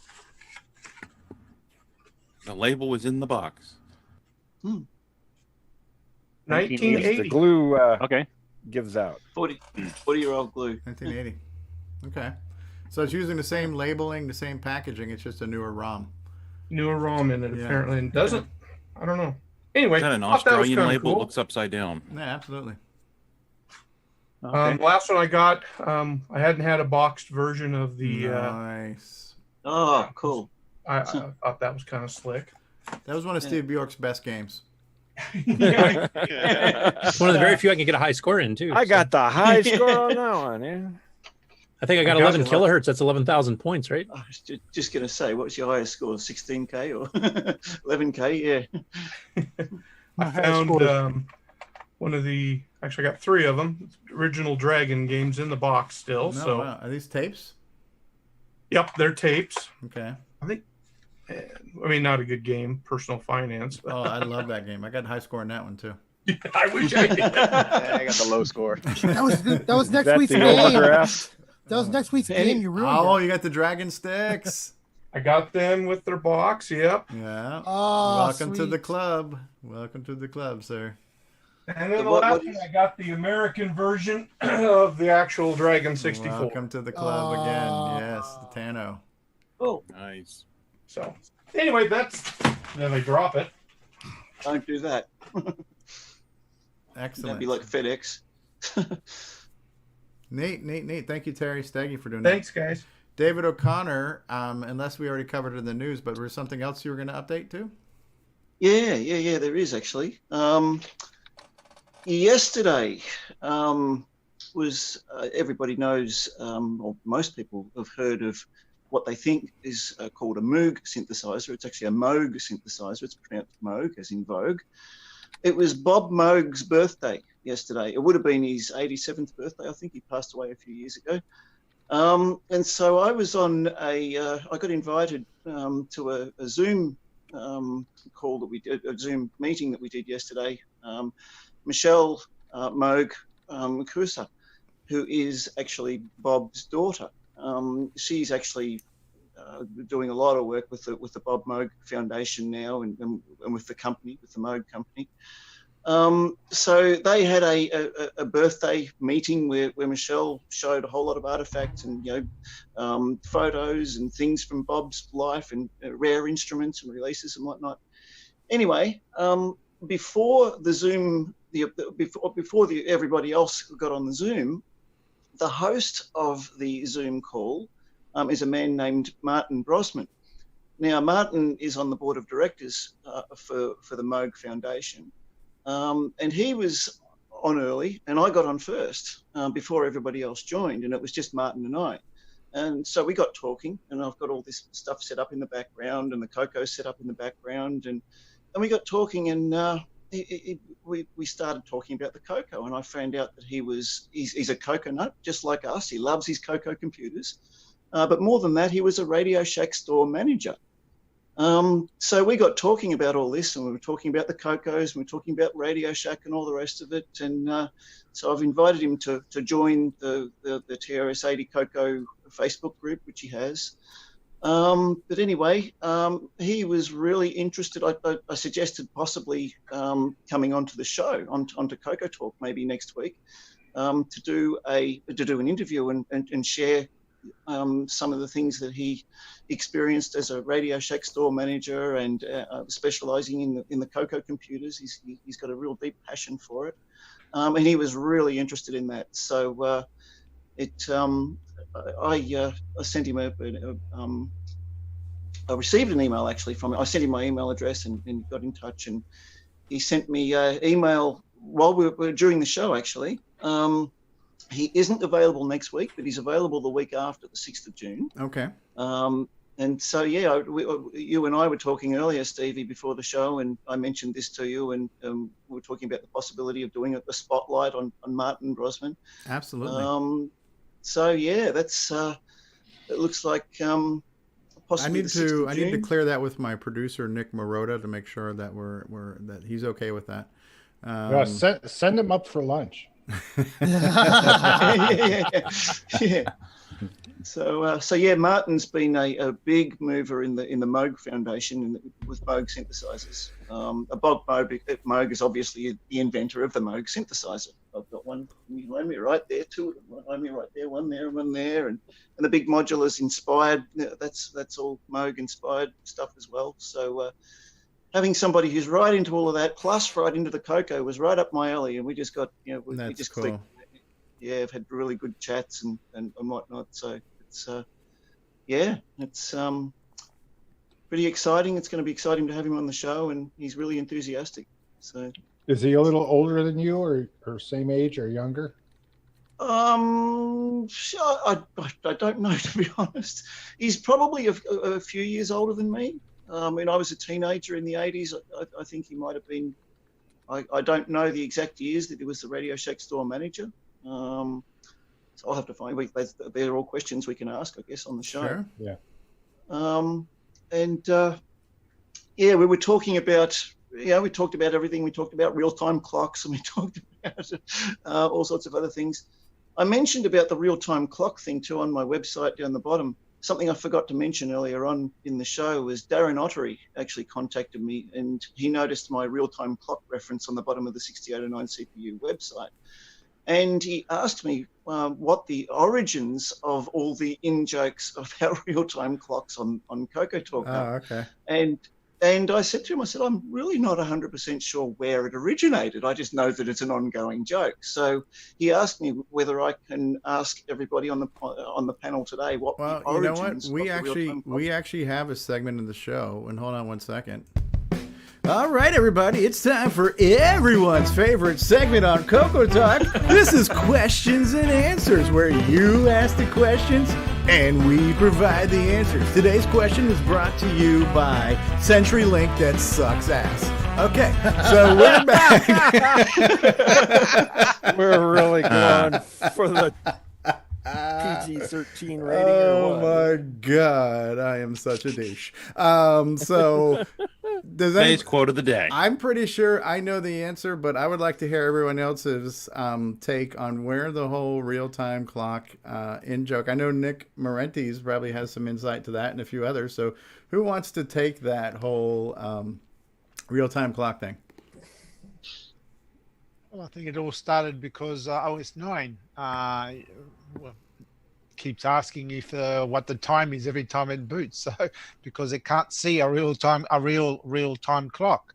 So hence the big debate about why don't we get a bloody real time clock in there? Yeah. And why didn't we build it in some previous hardware projects like the CoCoSDC and then on to the next one type thing? So there were so many chances to have one put in there because it's only one chip. But we still haven't seen the real-time clock. Well, not in a mass-produced way anyway. Well, so that's a prerequisite of every new project that comes out. It doesn't have a real-time clock. Right. Well, that and the sound chip. Right. I have one on my disto controller. Yeah. A real-time clock? Yes. Yeah, I had one on my Birkenberg. Well, my recollection was when Jim Brain was first telling us that I'm going to come up with the SDC extender, which is going to add a sound chip to the CoCoSDC, so you could basically have like what's in the Mega Mini MPI, but not need the MPI. That to me, that was exciting news all in itself. Okay, we're going to have a sound chip. We're going to have the CoCoSDC. That's everything I need, right? And then it was at that point everybody started like giving Jim a bunch of crap. Well, is that all we get is a sound chip? Well, why can't you put a real-time clock on there too? And I'm thinking to myself, nobody has ever asked for a real-time clock in the 40 years that I can recall, but now that we're making a sound chip, real-time clocks somehow became important. And then it was then later revealed that that is actually part of Jim Brain's design as well, is that the SDC extender will not only add a very nice high fidelity sound chip on there, but it will also have the real-time clock, and it will go in line between your CoCoSDC and your cartridge slot. So it's like a daughter board that you plug into, and so we'll get a sound chip, we'll get a real-time clock, and we'll have our CoCoSDC. And this will be good enough for most normal people. I realize David Ladd's still going to need a 16-pack MPI, but most normal people can get away with a CoCoSDC, a sound chip, and a real-time clock because you already have drive wire built into that too. That's kind of my recollection when this discussion came up. Yeah, that's pretty accurate. That's about right.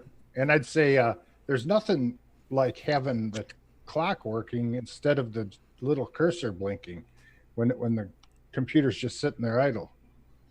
Oh, you mean like a screensaver when you're not doing anything to have a time? Yeah. The time's always there. You know, instead of looking at your clock, you can look at the CoCo that's what screen. That's what I do on my PC. I look down in the corner to see what time it is, right? So I remember having that in RS-DOS. I remember one of the 64K RAM the ROM mods, I think, had a TSR that had the time blinking in it. And Burke had one for OS 9. It actually had its own built-in fonts. It would run on any window and just pop this clock in the upper right corner, whether you're on a graphics screen or a text screen, whatever. It always draw the time once a minute. Master Directory has one, doesn't it? A clock in the corner. Yeah, ADOS 3 Extended might have too, if I remember correctly. I can't remember. even my big modular synthesizer here has got a real-time clock module in it. Yeah.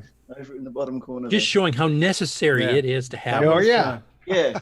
We've all agreed. Yeah. That was a good. Now, David, before we go off your interview upcoming here on the 6th, can you get a little bit of a bio from him ahead of time? And then I can kind of maybe formulate some questions I might want to ask him, but I don't know anything about him at this point. So if you can get that, before the 2 weeks is up, I would love that to kind of make some intelligent questions to ask.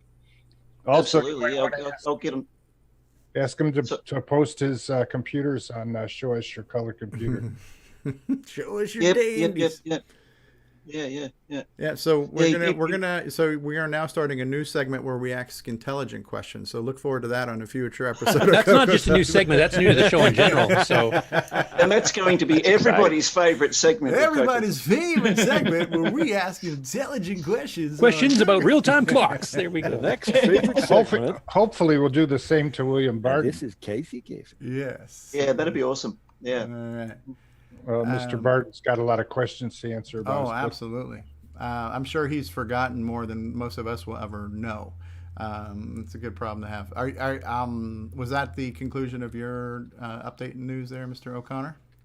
Yeah, pretty much. Okay. Rick Euland had something he wanted to share with us today. We don't get to hear too much from Rick too often, so we're looking forward to this. Yeah, I'm starting to get my life together. Let's see, digging through the inventory, I bring you this. Using the IBM keyboard adapter. Yeah. This is the CoCo keyboard adapter. Not only that, this is a new one in the factory packaging. Oh, cool. So that's something. Don't know why I still have one of those 30 years later, but I do. Yeah. The other thing Bob Pupo, I just mentioned, is also the guy that helped design the TC9, and that same AT keyboard interface became part of the TC9 design. That's interesting. That's cool. And then when I started here a month ago, 5 weeks ago, something like that, this is the only OS 9 I had. This is a stream backup of my hard drive from 96.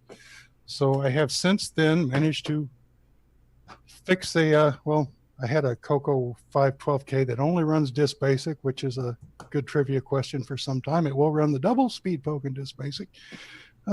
Anyway, be that as it may, I finally got a CoCo that will run OS 9.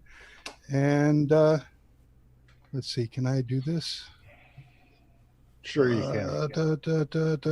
I need to change desktops. Can I just pick this one and change desktops? Let's see if that works. No, it doesn't.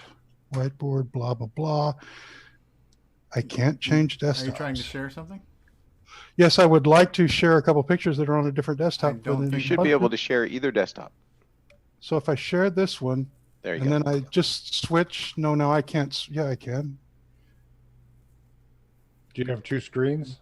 Okay. Is there a there we picture? Go. We see the picture. Yeah.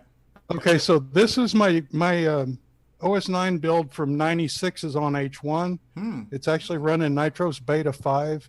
And I wrote a small script to kind of pull the patterns, pointers, icons, a couple of select applications off of H1, put them on DD. So here's Multiview running on Beta 5, and it doesn't look very much like Beta 5. I like the teal background and the white foreground. It looks kind of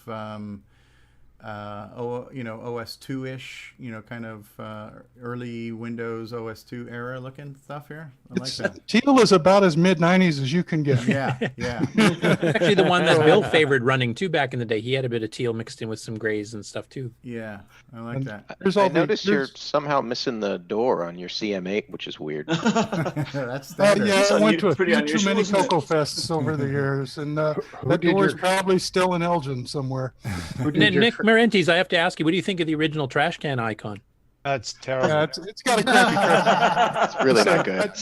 I drew all these icons, but I never fixed the trash can. We're going to have to hire in Nick for that.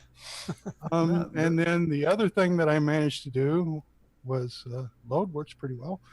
So here is SuperCom 2.3 running through a fast 232 to Minicom on my Pi. It's all working. Throughput is absolutely in the basement, so I'm not sure what's wrong. Maybe because I've got a 25-year-old driver running on Beta 5. But it's working, so I guess we've got something to work from. Neat. Yeah, I'll be helping you disassemble both SuperCom itself and the Fast 232 driver. so we can get it documented and stuff, and maybe do some improvements to it. And then I also want to use that as the base code for, some of the other fast 232, 16550 base stuff, like the Mega Mini multi-pack from Ed Snyder that has that same chip. So hopefully we can actually get this, fast IO running on all of them. Paul Barton's making a fast RS-232 also. Yeah, he had one as an OCAN 3. What is he calling it? Like the Serial X?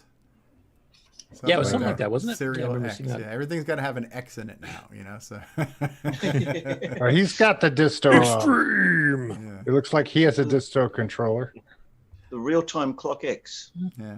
That's that may be a disto. I do not remember now. It's either disto or an eliminator, It looks judging like by the metal case. Yeah, looks like mine over here. Yeah, I believe it is a 4-ROM disto. Yeah. And then, of course, an SDC. And then the Fast 232 is a customer return. Notice the burning under the 1488. Wow. My customers never abused anything, and I never had to give anyone a return for products that weren't my fault. Anyway, I recycled all the burn stuff for myself, so I have a very many broken things. It's got some distinguished characterization going on there. So yeah. I like the fact you're running Supercom at 115.2 kilobaud too. That's cool.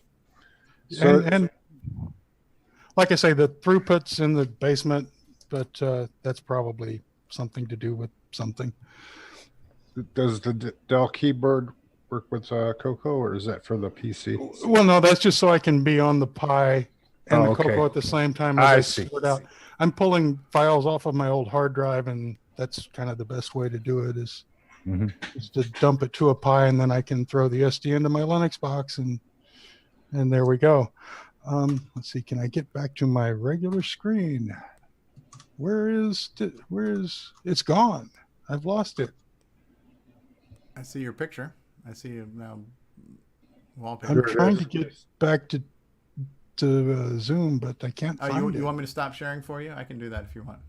Sure. That would probably fix me. My menu went away. Okay. It's usually at the top. No, it's fine. We got it. We got it. All right, Rick. Yeah, thanks for sharing that. Things are very strange in Linux world. Here, Zoom is its own animal. Oh yeah, here we go. And then I am also working on my another Fast 232. I have now gotten the old diagram out of Disto SDC and copied it into a modern program. And I'm going to look at making like a surface mount version, maybe dual ports with the real-time clock or something like that. Just to get my hand back into. Apparently there's a market. I'm trying to get my hand back into hardware again, and I figured a known quantity would be a good start. So that's neat. Neat. James Jones is saying when he saw the new trash can in Ease of Use 5, he first thought it was a fire hydrant. You need a dog next to it to leak on it. Right. It's a fire hydrant for Nick Marenti's ego, I think is what he means there. Speaking of Nick Marenti's, I believe he had something he wanted to share with us today. We're sorry. Yes, I'll just share a screen. Basically, I was just going to show what my latest developments are in my my latest game. Absolutely. Let's bring that up. I've just got a slideshow. I haven't got any video for it. So, is that coming up? Yes. Oh, that looks really good. Okay, so that's just a title screen on the game I've called Rally SG, which I'll go into more of the technical stuff a bit later on. But basically, it's a CoCo version of Rally X from the arcades, which is this game. So that's Rally X in the arcades. Yeah. Now, unless I code it for a CoCo 3, it's not going to be very easy getting that exact graphics and colors and resolution on anything but a CoCo 3. But I've set myself a goal that this will be a CoCo 1, 2, 3, and Dragon game. So I had to pick, obviously, a video modes that were compatible with the CoCo 1, 2, and Dragon. So I've chosen to do the game or create the game in semi-graphics, which is this. So this is what I've got so far, modeled on the arcade Rally X Nightmare Rally X. That's right. Well, hence why I called it Rally SG, because it uses the SG graphics mode, which is a mode whereby you can actually get color on a CoCo 1 and 2. Yeah. How many colors? 8 colors. 9 including black. 9. Yeah. Not 9. including black, I guess. 9. So black's not a color.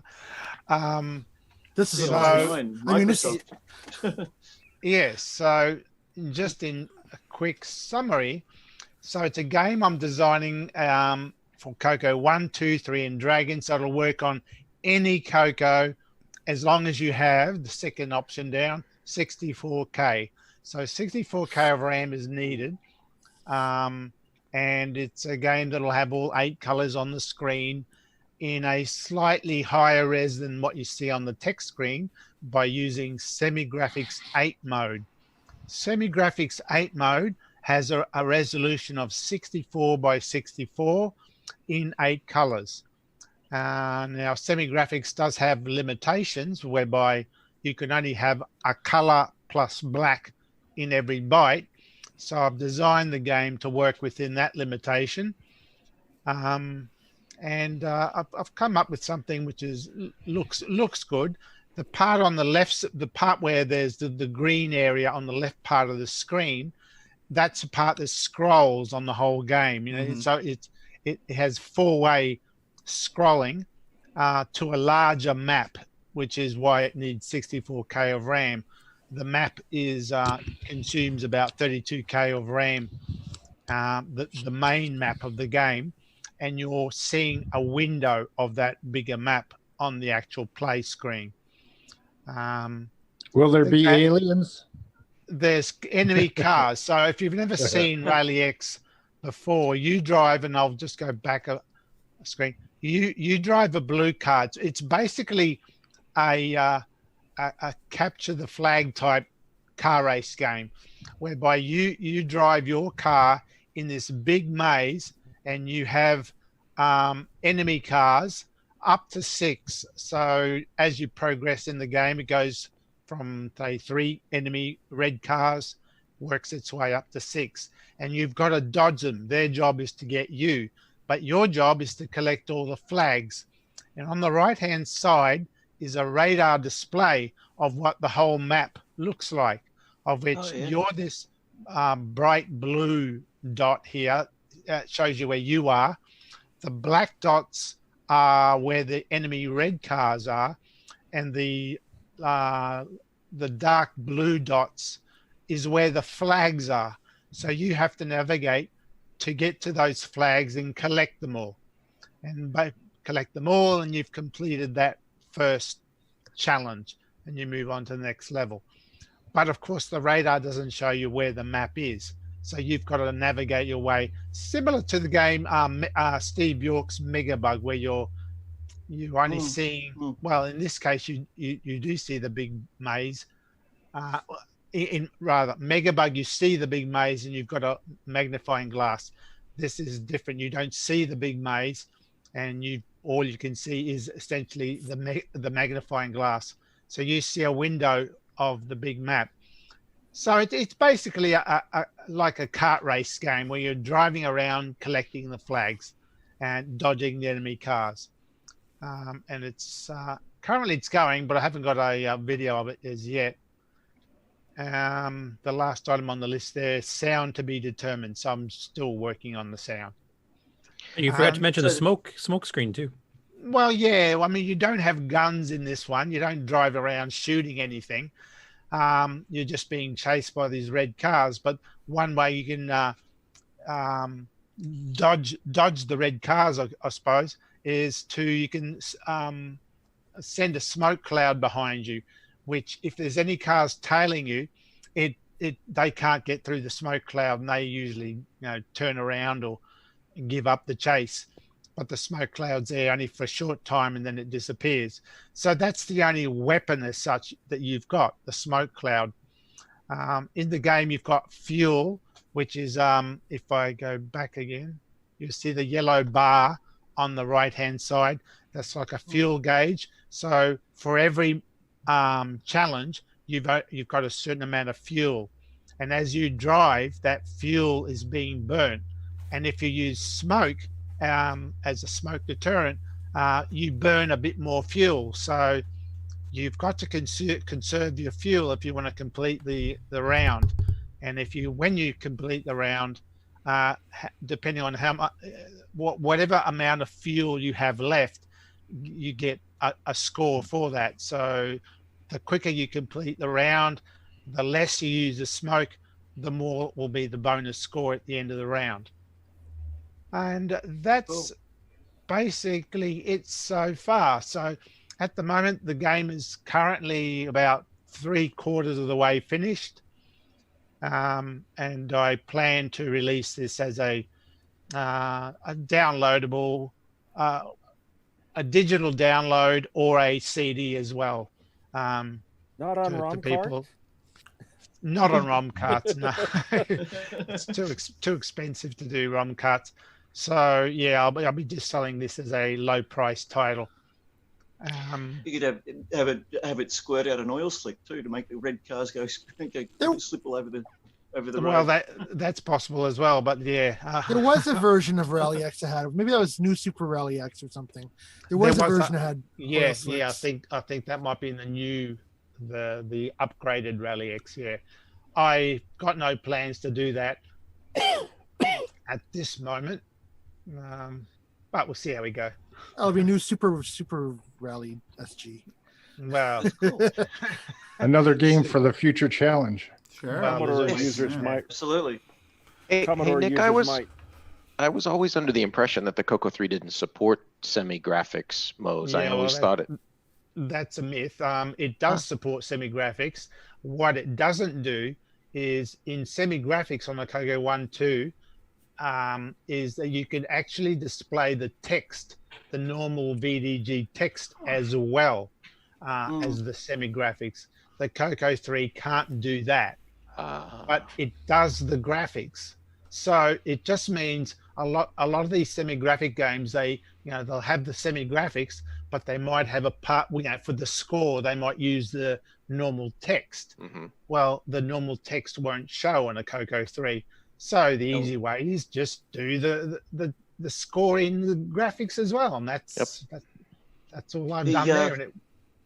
That's one thing that Gimme X supports. Well, apparently that's one of the things it will fix. It'll make the semi-graphics to be fully compatible with the CoCo 1 and 2. But the actual graphics, it's there on a CoCo 3. So this game's running perfectly at the moment on any CoCo with 64K that I put it on. Yeah, but just one Gimme register, you set a value depending which semi-graphics mode you want, if you want 8, 12, 24, etc. That's all. It's just that's all you got to do, and then it works fine, except for the text. Cool. Yeah, except for the text. Nick, when you test these, do you have a CoCo 1 and 2? I have one, but I haven't got it set up. So I do all the development here on the CoCo 3, and then of course I pipe it across to my PC, and I can run it through XRAW or MAME, the CoCo 1 and 2 emulator on that, and just to verify that it works. And then every now and then I'll pull out the old CoCo 1, set it up, and just confirm everything's working. And at the moment, everything's working perfectly. Cool. And it's designed to run on a 6809, and it runs at the slow clock rate, so it'll be the same speed on every machine. Yeah. Neat. Very cool. I was just going to say that people that aren't familiar with Rally X, if they had a Commodore or something, or a friend with a Commodore, they might know it by the name of Radar Rat Race. Yeah. I remember that. Yeah, a friend of mine had that on his Commodore. And there is a version of Rally X in P Mode 3 or P Mode 1 graphics, I should say, on the Dragon. I don't remember the name off the top of my head, but it's not as colorful as this one. Well, yeah. Well, I wanted color. I mean, I've got a color computer. I want to see color. Yeah. This is kind of a throwback to the Neutroid. Well, Neutroid was my first CoCo game, and the reason I did that because I wanted color. I wasn't going to do a P Mode 4 game, especially since we don't have artifacting down here in Powerland. Yeah. So I didn't want a black and white color computer. I wanted color. Well, you could do green and white. That's the color choice you got. Well, that's monochrome. Let's call it monochrome then. Right. The choice of any one color, as long as it's now black or white. semi-graphics. Yeah, you do have other semi-graphics modes. They're all maximum horizontally of 64, but vertically it can vary right up to 192. So there are higher res ones. I chose the semi-graphics 8 because it creates a fairly square pixel, 64 by 64. As you can see in the radar, those are the pixel sizes. Right. I wanted a square pixel, and it only takes up 2K. Okay. Okay, so you'll have a lot of room for digitized heavy sounds. I could, but yeah, as I said, the sound is to be determined. I'm still trying to work out what to do with the sound, so I don't know yet. Yeah. Plus, you're still running at 0.895 megahertz here to make it I'm run running it CoCo at 1s and 2s. 0.89, so it's half the speed of what I'm used to coding on the CoCo 3. Yeah, So and no timer interrupt either. So you got to and no timer interrupt, and yeah, so many. I have not programmed a CoCo 1 and 2 game since 1986. That was when I did Donut. well, except for Waterfall. Yeah, I guess so. You don't give that game enough respect. That was just a just great game. That was just a quick sideline project. There's always a smart aleck, huh? Yeah. Yeah. But as for a main programmer, yeah, I haven't done anything that programs the CoCo 1 and 2 specifically since 86.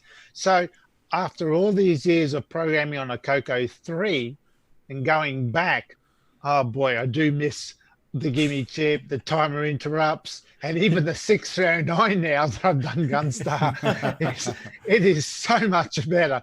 But I just set myself that restriction. This is going to be a CoCo 1, 2, 3, and Dragon game. So I'm going right back to the roots. And James will be porting it to the MC10, right? No, Tim Geary has already done. You don't have semi-graphics modes on the MC10 except for SG4. I guess. So you don't subscribe to my thought that the CoCo 2 is all you really need. Nick, I thought love was all you need. It's not what I want. Nick, how many computers do you think CoCo 1 and 2 are upgraded to the 6309? I'm not sure. The fact that you can upgrade the processor in those much easier because a lot of those had a socketed CPU. But again, I'm restricting myself to a 6809 unmodified CoCo. Stock experience. So yeah, that's it. This is a retro hobby. I'm going to do this retro. Yeah. That's cool. That's really cool. Not all of us are in the 1%.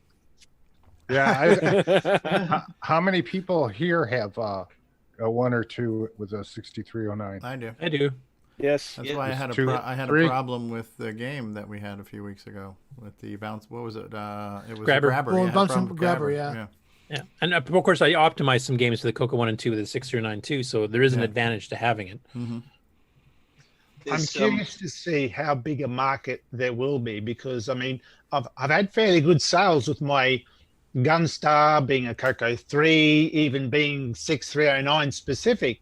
I was actually quite surprised by the number of people who ended up buying it. That tells me there's a lot of people out there with a 6309. I've been telling you that for 25 years, Nick. Emulators as well, though. Yeah, but 25 years ago, there wasn't as many. Or emulators. Patrick will agree with me. There was tons of 639s back then. Everybody was running OS9 had a 639 just about. Yeah. So I sold so many upgrades back then.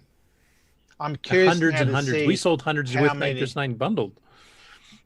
Well, this game's open to CoCo 3 users, CoCo 1, 2, and even Dragon. So if I could purchase a Ferrari with Gunstar sales, I should be able to get several Lamborghinis. Oh, yeah. Or maybe a space shuttle. You might be able to get a Maybach or something. There's still room in my shoebox to fit a few more. So you have room for a Learjet on your property somewhere, don't you? I'll have to increase my shoe size. That's cool, Nick. Well, Nick, do you have an expected rough release date on it? Like, are you looking for a month or two from now, or are you kind of still playing it by ear? I reckon it could be done within another 2 months. It depends on whether I go into the old trap of feature creep, of course. I keep adding to it. So yeah, I've got to draw a line. But yeah, 2 months is possible. Okay, and does it come with a real-time clock? Do you want me to program one in? Does it come with a steering wheel pack in? I just want to hear the Hemi virtual sound. reality goggles. Yeah. V8. God, everybody's talking about real-time clocks. Does it have a sound chip? We'll wait about that one. I talking about clock speeds and everything, going right back to the original clock speed. Something I've always been curious about, but never really known the answer to. Usually, when you run something faster or push something harder or whatever, you're pushing the hardware harder, and it shortens the life of it. Has anybody ever experienced shortened lifespans by running the 65495 or 65497 poke on the CoCo 3? Nope. Nope. Yeah, I've always run the high-speed pokes when I've been doing something that needs extra speed, which is most of the time. A lot of my programs start with poke 65495 or whatever. And I've never had a problem myself, but I was just curious whether anyone else had. So yeah, it's good to know. All right. No, the very first earliest CoCo ones, you did have to snip some capacitors out to get that to work. Otherwise, it would freeze when you did that poke. That'd be like D board. I think that was the D board. Yeah, the C and the D board had that problem. I had a D board. I had to get that modification done, but the E's and up, even Tandy realized everybody was using it, so they fixed it. Yeah, my E board, it worked. Yeah, it works fine on my E board too. All right, is that the end of that presentation there, Nick? Yep.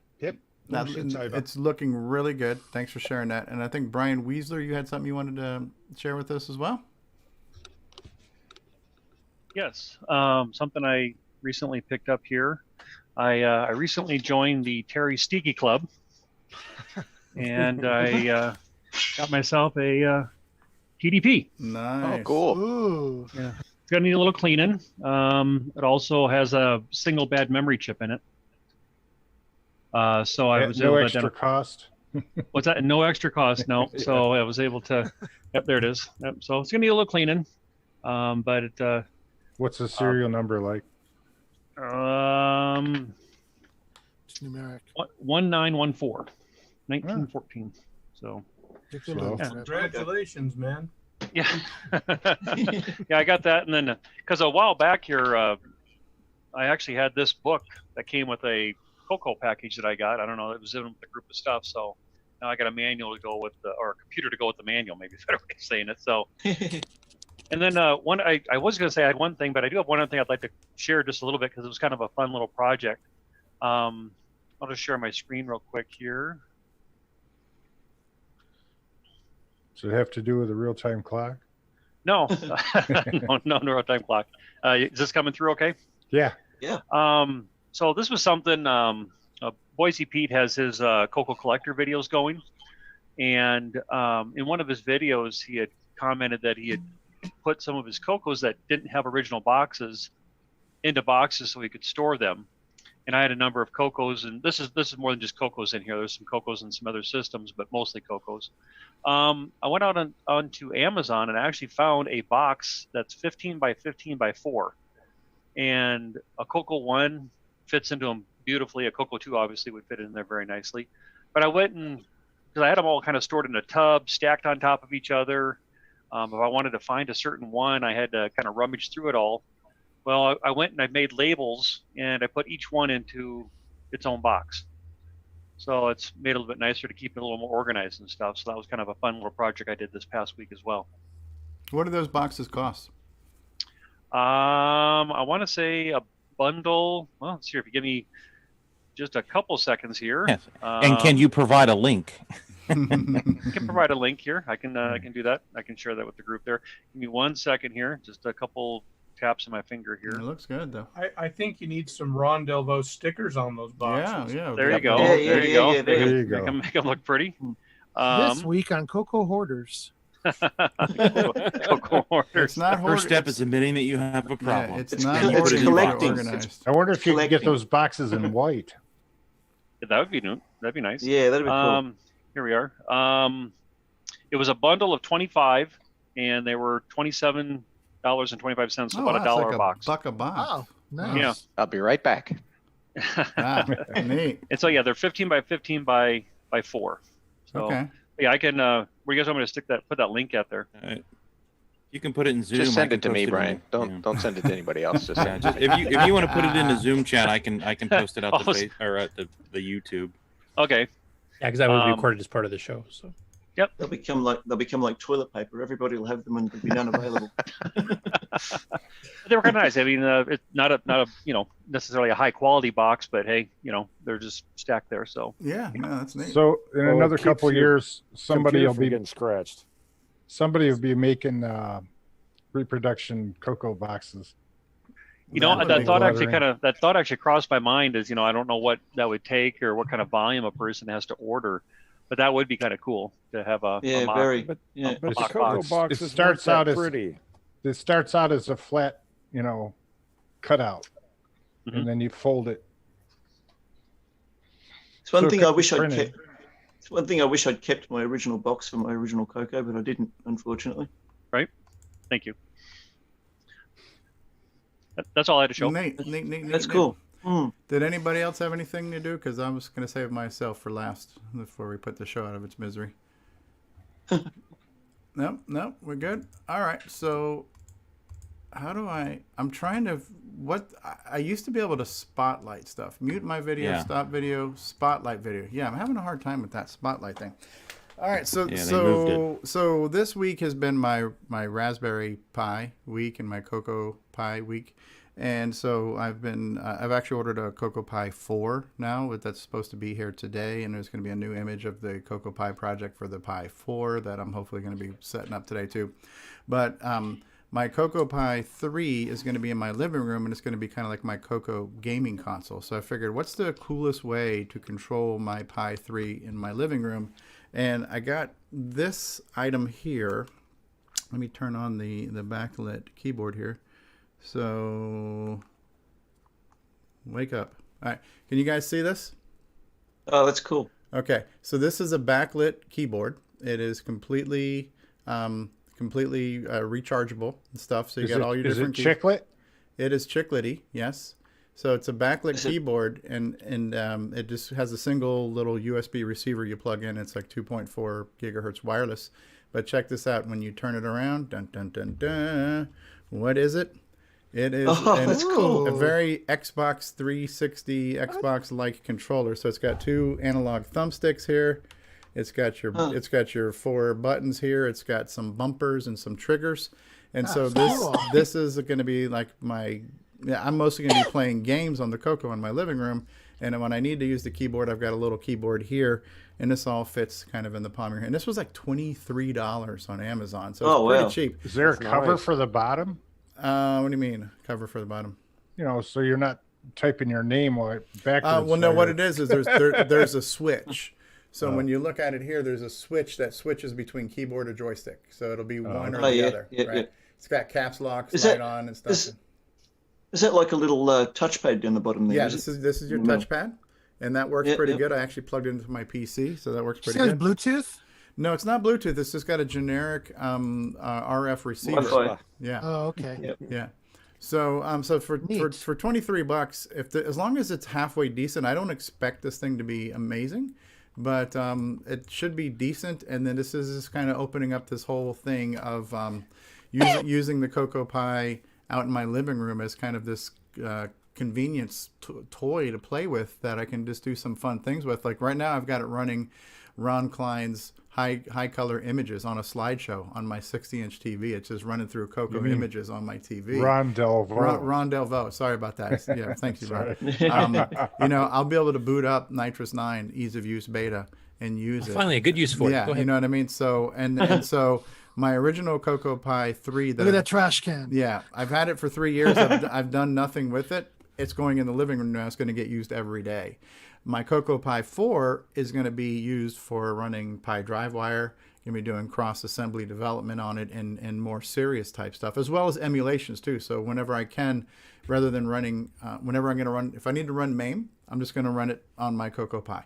So I'm finally now starting to jump on that bandwagon and use this project. And there's a million things you can do with it, and I'm just barely scratching the surface of it. So I'm excited about the future. So is there going to be cosmic aliens for the Coco? Well, there is. I just need to finish it. I mean, yeah, with sparks. With sparks. So okay, we'll see. So now you have an MC10 sized keyboard for your modern Coco. Yes. Yes.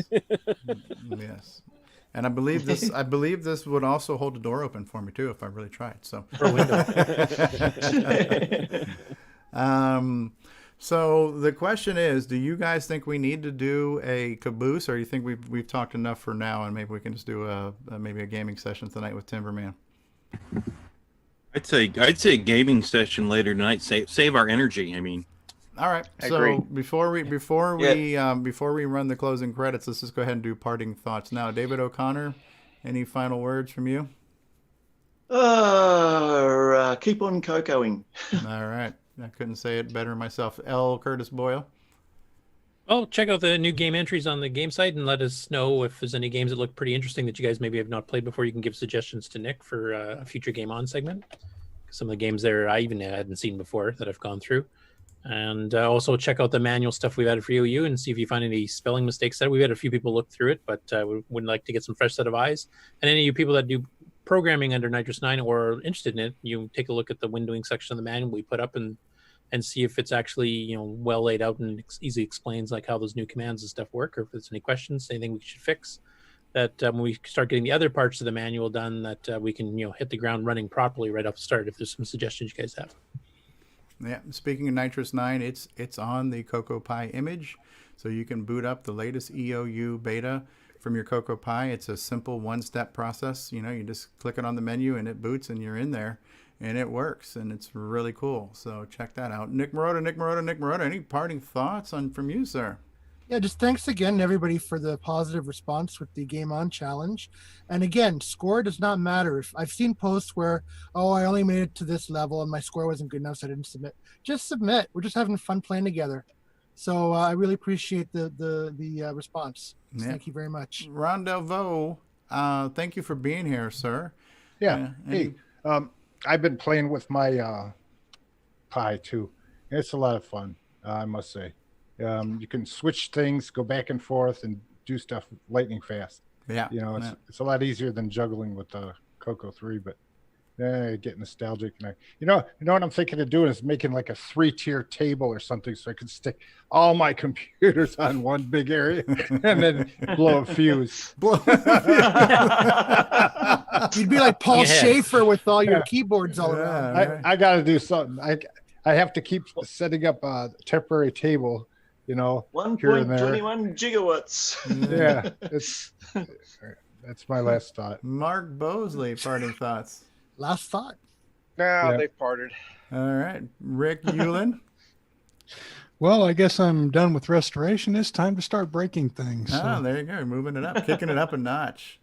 Brian Weasler, the guy who not only gets books but also gets boxes. What are your parting thoughts? Just thanks everybody for joining. Keep cocoing and have a safe rest of your weekend. No, very good. Terry Steggy. Well, to reply to Nick's comment, I got in the top 10 and I am proud of it and I don't care. Score or not. And bragging rights, yeah. Everybody have a great Memorial weekend. Be safe. And absolutely. Yeah. What do you guys think about doing maybe a special Monday show? It's not like I'm going out to the beach or anything on Memorial Day, so maybe we can do a Monday show. Why not? What time of the day it is? Yeah. Supposed to be raining. Give us some notice. Yeah.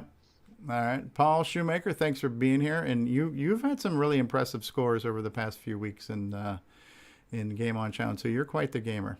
Yeah, this last one I really enjoyed, and there's a couple I haven't played. Grabber I didn't try because for some reason the game didn't look like it would appeal to me. So I think this one did it not grab you? It did not grab me, but Timberman is a very good game. And for any of you guys who haven't tried it yet, then maybe we'll try it for this first time. Then I think you're going to enjoy it. Paul, he did a really nice job with it. Okay, Alan Murphy suggests a Monday game stream. That's not a bad idea. I could just go through my Cocoa Pie. Jason Reichard. Oh, I'm already ready. I got Timberman ready to go. Oh, look at you. Whenever you're ready. You're ready to start chopping. Ready to start chopping. David Ladd, are you still with us? You've been muted. Are you there? I see your smiling face. All right, we'll see if David comes back. Oh, he's happy breaking things. Okay, Coco Man, time for you to do your David Ladd impression. Thanks for showing up, everyone. I'm off to handle my grease weasel maintenance. Oh, I'm much happier breaking stuff. That's right. Nick Marentes, thanks for showing us off the latest Rally SG. Any parting thoughts from you? Stop right there. Stop right there. That is such a great impression of a bad impression. I'm not sure if Alan Huffman's here or not. He's been muted too. Alan, are you with us? We're waiting on David Ladd and then James Differendaffer. You might have the final word. Oh, I was kind of hoping Tim Linder'd be on today to tell us that he had finished the MCX 128 support for MAME. We were debugging it the other night. Okay. But, well, he might be on Discord later on, so we'll have to check that out. He's maybe a future announcement there. Okay. All right, well, we're going to run the outro. Thank you all for being here. Thank you, everybody in the live chat. We've had a banging day in the live chat here today. Oh, Robert, Stevie. Yes. Is this everybody's favorite part of the show? Listen. This may be. We're getting ready for favorite part of the show. Everybody's Jim favorite Brains part of for the sure. show. Yes, everyone's favorite part of the show, the outro. David Brenneman was here, and Robert Murphy, Salvador Garcia, James Jones, Ken Reichard, Ben Explorer, VR Drakes, and David Brenneman and Coco Man and Diego was here, and Robert Murphy, Dave and Sharon, Mr. Dave 6809, Canadian Retro Things has been here, Terry Steggy.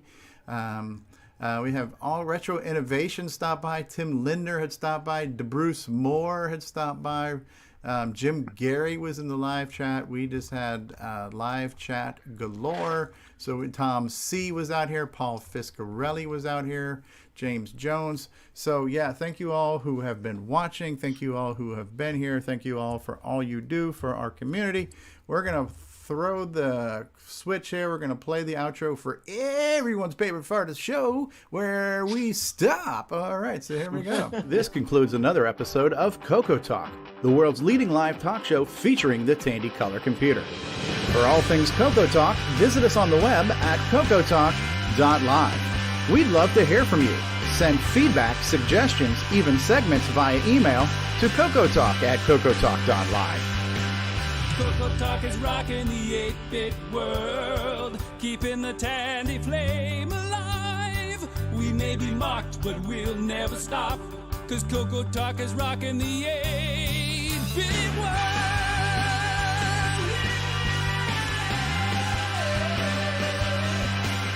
Consider supporting the show with a purchase of merchandise from our retro swag shop at 8bit256.com. If you'd like to become a patron of the show, click the Patreon link at our website at CoCoTALK.live. CoCo Talk is rocking the 8-bit world, keeping the Tandy flame alive. We may be mocked, but we'll never stop, 'cause CoCo Talk is rocking the 8-bit world. CoCo Talk would not exist without the community, its cast, crew, and contributors. Thanks go to Curtis Boyle, David Ladd, Mark Overholzer, Grant Leedy, Bruce Moore, Nick Marentes, Ron Delvaux, Rick Adams, Jason Reichert, Richard Lorbieski, Jim Brain, Tom C., Rob Inman, Mark Bosley, Brian Joyce, Ken Reichert, David O'Connor, Brian Weasler, Terry Steggy, Nick Marotta, John Strong, and many more, especially to Steve Bjork for production suggestions and James Differendaffer for making my head explode.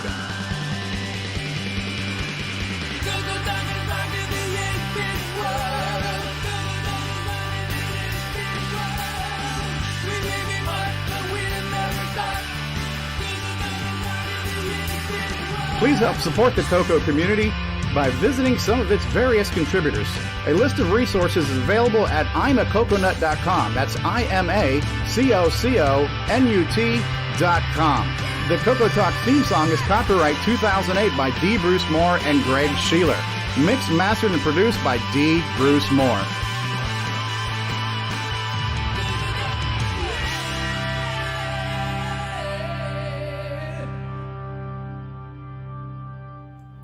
And every time I see Terry Steen at the end of that outro, I always forget to close with, no actual furniture was injured during the making of this show here today on CoCo Talk. And all right, so say goodbye, everybody. Bye, everybody. This is Next week. This is literally everyone's favorite part of the show, where we press the button, Frank.